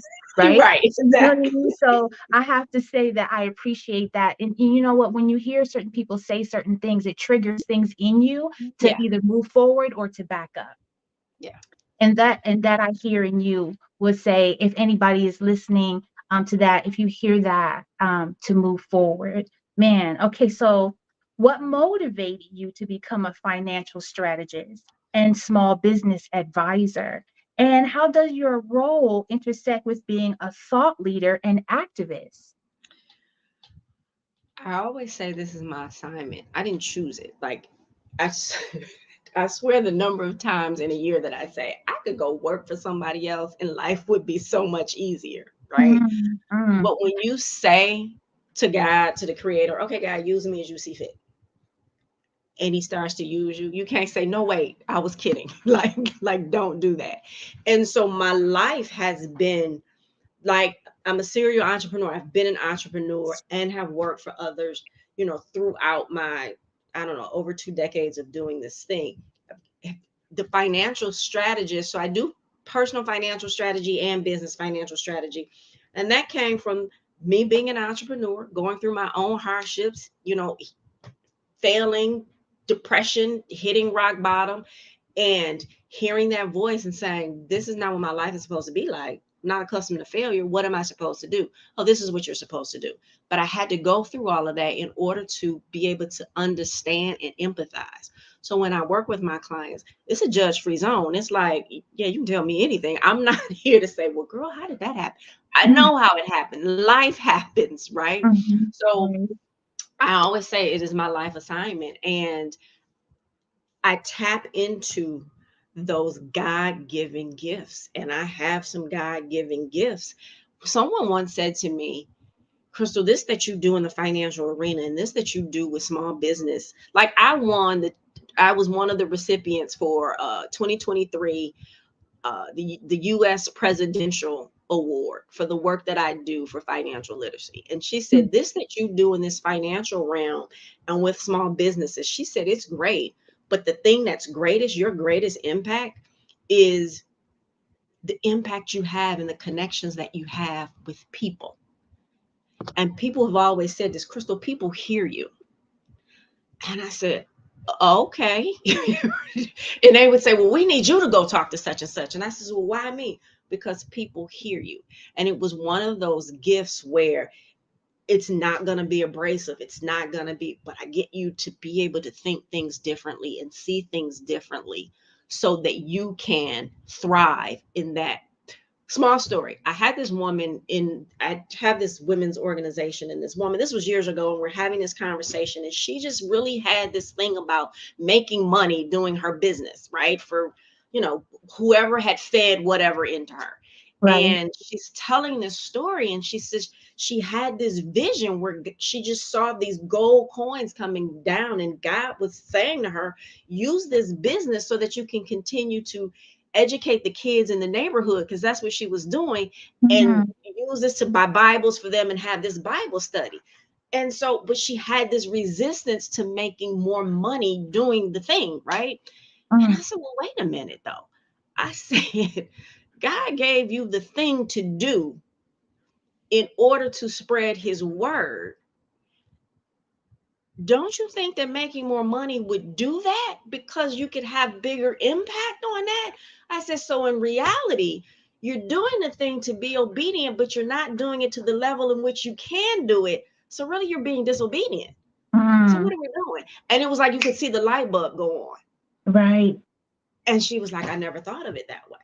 And I'm like, yeah, let's be obedient to what he told you to do in the first place, if that's why you did it. So I think that's and I want my people to win. Like, I want my people to win. So at the end of the day, I want my people to win. And I just allow spirit to use me. I'm a vessel. I tell people all the time, you better take notes, because some of this is coming from me and some of this is coming through me. So I might not remember the things that came through me.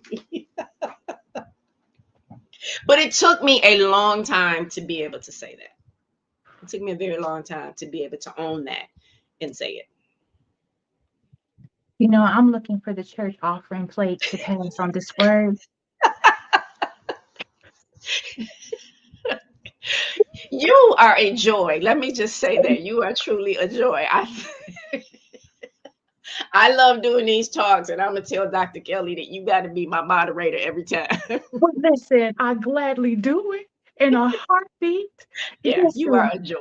Amen. And I received that. And I am learning from you as you speak. Like I said, you didn't even know I was having conversation with you while you were going. I was having conversation. You know what I mean? And I was thinking, and there's so much. There's so much I would love the opportunity to speak with you about beyond this meeting.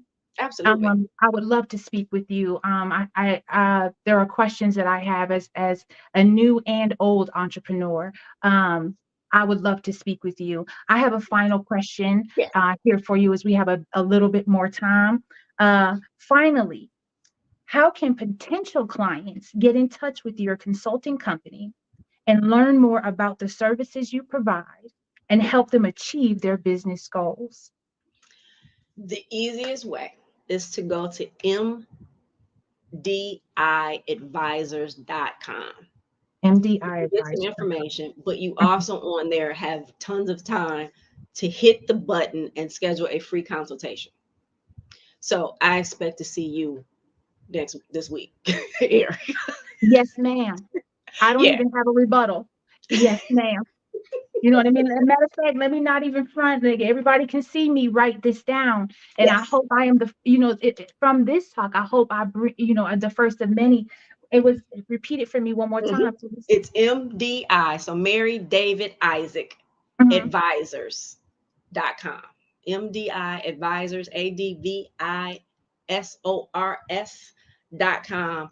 Go in there, look at some things. I think you can also like pull a media kit down for me, which will give you a lot about what I do. But yeah, schedule that free consultation. Someone once said, someone that I worked with before, this was on the personal financial strategy side, said, she was like, y'all better call her. 30 minutes with her will change your life.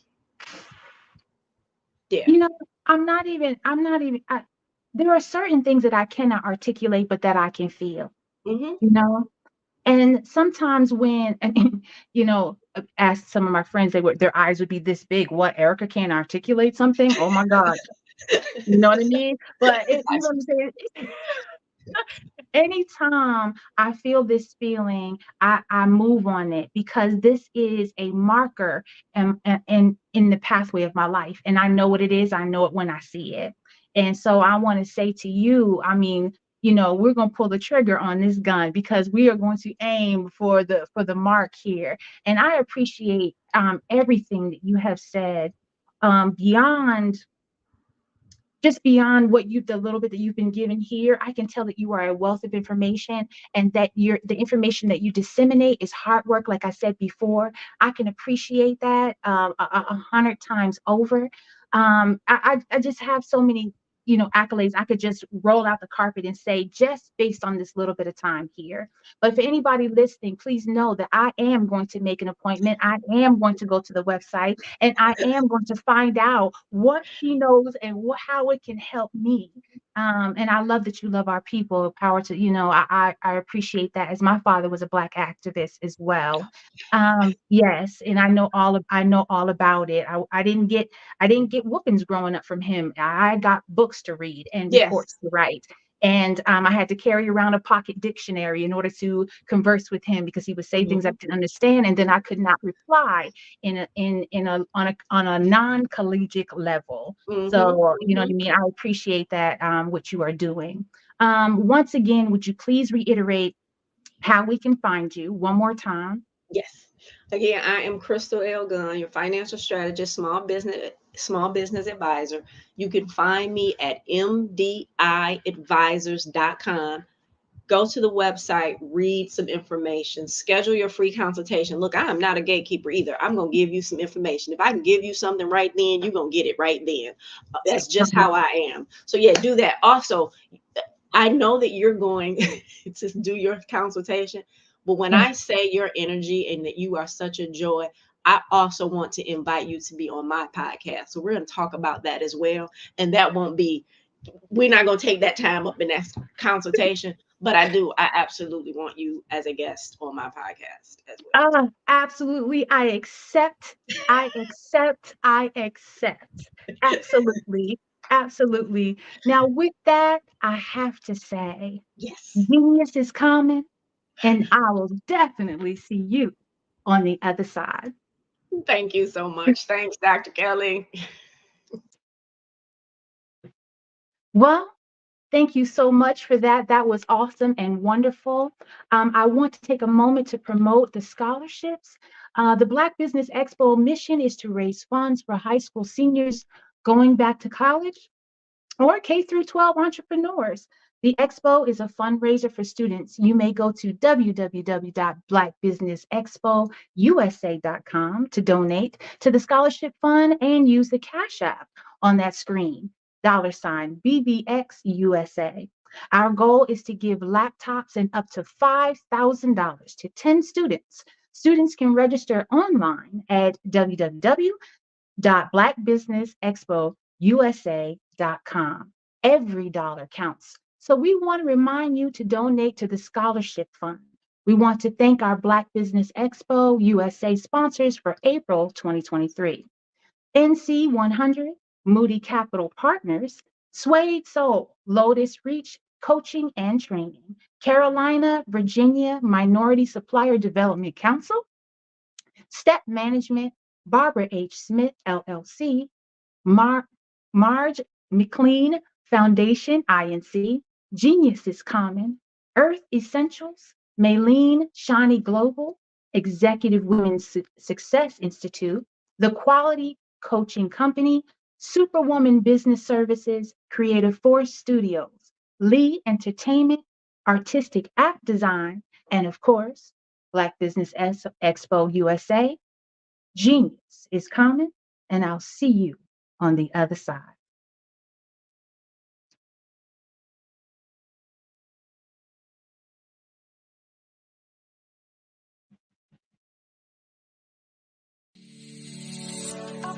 Did you know that our black dollar only lasts for 6 hours in our community?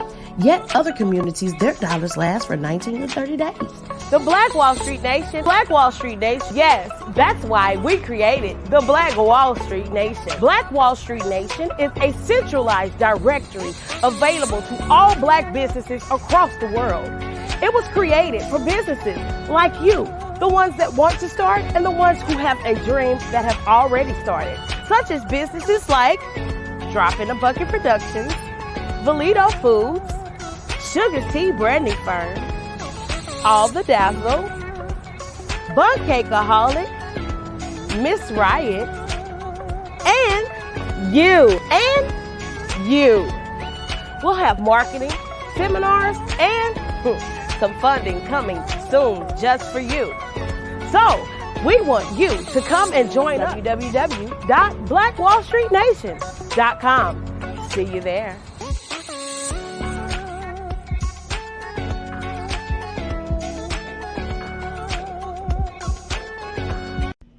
Why do I do what I do? You know, my life coach asked me that a few years ago.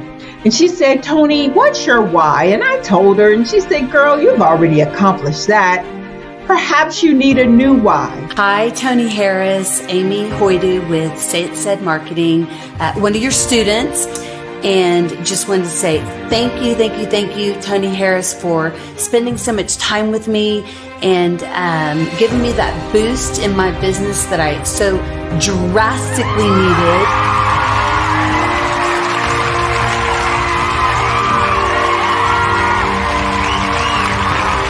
My why is to touch, move, and inspire my clients to take drastic steps to be better than they were before they met me. I'm a resource. I'm a connector. I want to help people build deeper relationships that are beneficial to their life and business. That's what I do best. So, first thing you got to do is show up. And speaking is a way to magnetically attract your ideal client to you. How many of you use social media that way? Absolutely, and this is how you look to the world. Drastic steps are the steps that are needed to be successful. And my business is drastic denotes a mindset. Getting out of your comfort zone. Doing something that you don't necessarily feel comfortable doing, want to do, but you know it's a necessary step to be successful in your business. I get the most satisfaction when I see my connections flourishing into relationships long after I am gone. Hi, my name is Jasmine Augustine with Media Jasmine, and I've joined several networking and referral groups in the area. And Network in Action Northeast Houston with Tony Harris Taylor is one of the best organizations that I've joined. I love that piece of what I do, and it is what fuels my fire.